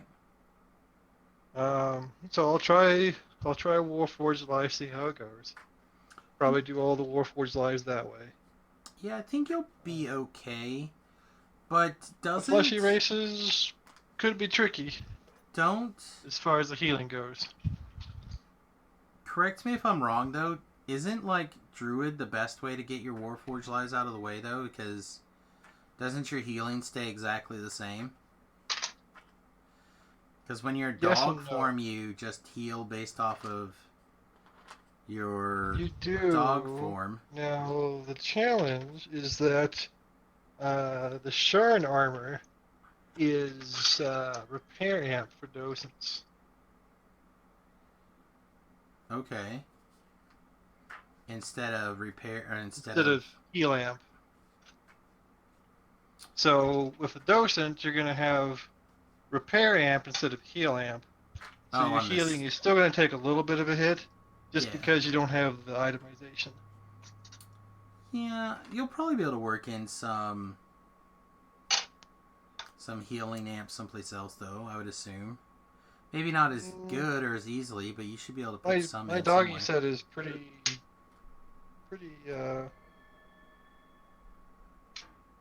like, trying to adjust for that would be like, it's not there. Well, so you lose 29 healing amp, right? Yeah. It's not the end of the world, I guess. Like, what's your yeah, I guess you're 20 now, right? Uh-huh. So what's your healing amp now? Some. Oh, it's on the new sheet, isn't it? Yeah, it's on the new sheet. Well, it's on the old sheet, too. You just hit C and mouse over your hit points, it tells you. Oh, yeah, I was there, too. Hit points. Positive 125. Yeah, that'll take you under 100. So that is a little bit of a hit. Is there... I feel like there's probably something that you could slot in there if you needed to. Really? I mean, with much, much more work, I can put extra filigrees, but... Oh, I was thinking more like... Isn't there a healing amp, like, slot thing? somewhere? I feel like there is. I feel like I remember seeing something. The filigree. Or two. I was thinking more of just like your regular old gyms. Nope. Ah, there's stuff like this. I don't know if you're still online or not. I'm still here. I'm still streaming. Yeah, I mean, that's I made fine. that not too long ago. I mean, that's fine. It doesn't really... That's made a big difference, actually. Just boosting your devotion way up? Well, that and the melee alacrity made a huge difference. Sure. Because I didn't have the boots or 7.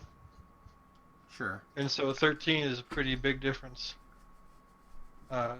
When you get the fatal hair, when you get cooking, you're fine. But until then, you're a little slow. And the sheltering is just a nice. Sure. I was talking more about just like for the healing amp stuff, but Yeah, that insightful devotion helps too. Well, yeah. And I think I have my. Oh, you know what? I could probably. I'm dumb. I really need to slot devotion into my Serenian falchion. That would help too. Yeah, I mean, Been a huge issue. I said you. Probably help a little bit.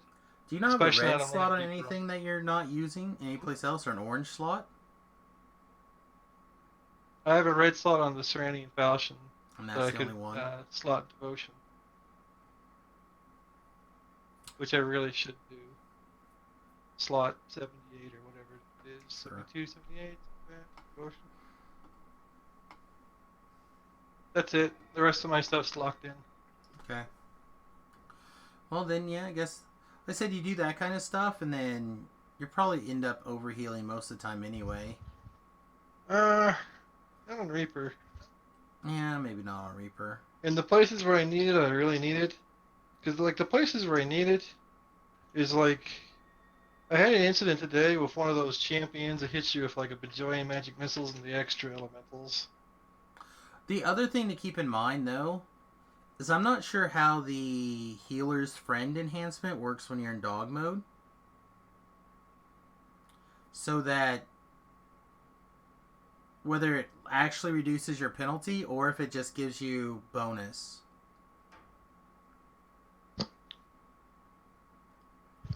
So, like, you may end up... the Warforged one? Yeah, the Warforged enhancement line. Mm. So, it's been a long time. It used to just give you extra healing. Because, Java did all those Warforged dog lives. And, now granted, I didn't have Reaper then to deal with, but he healed like nobody's business. But I also was I had a shield. Remember? So, I was able to... I sacrificed a little bit more DPS because, again, the stuff was different. It didn't used to use that weapon. It used to just use the weapon modifiers. Very different now. Yeah, but it let me run around with the shield, which let me put in, like healing amp and yeah, I missed that. And all that stuff. So there's some nice shields for that kind of stuff. Yeah. Well, but then again, I also had to make it out of wood, or I had a special craft. Remember, I actually ran around with you to do all of the. There's a wall of wood. There's the wall of wood. At the time. But you helped me craft a weapon or a shield in Lord of Blades, just so I can make a crystal one, so I could use it. Crystal shield from there. So it was a different time for sure when it came to stuff like that. Alright, kids, well, I think I'm going to go ahead and wrap up the stream. There's not a million people watching anyway, so I feel okay about it. And this will give me time to hopefully upload at least a couple more of those videos before I decide to go to bed tonight. Give my old throat here a little bit of a rest before tomorrow. Thanks for watching. I appreciate it. Tobrell, thanks for hanging out just a little bit here in the stream. I appreciate that as well. And for those of you watching the stream live, thank you very much for sticking around. I really do appreciate it. Don't forget, if you enjoyed the stream and you would like to help make the more streams possible, the best way to actually go and support the stream is patreon.com/Samus. As little as $1 a month goes a really long way.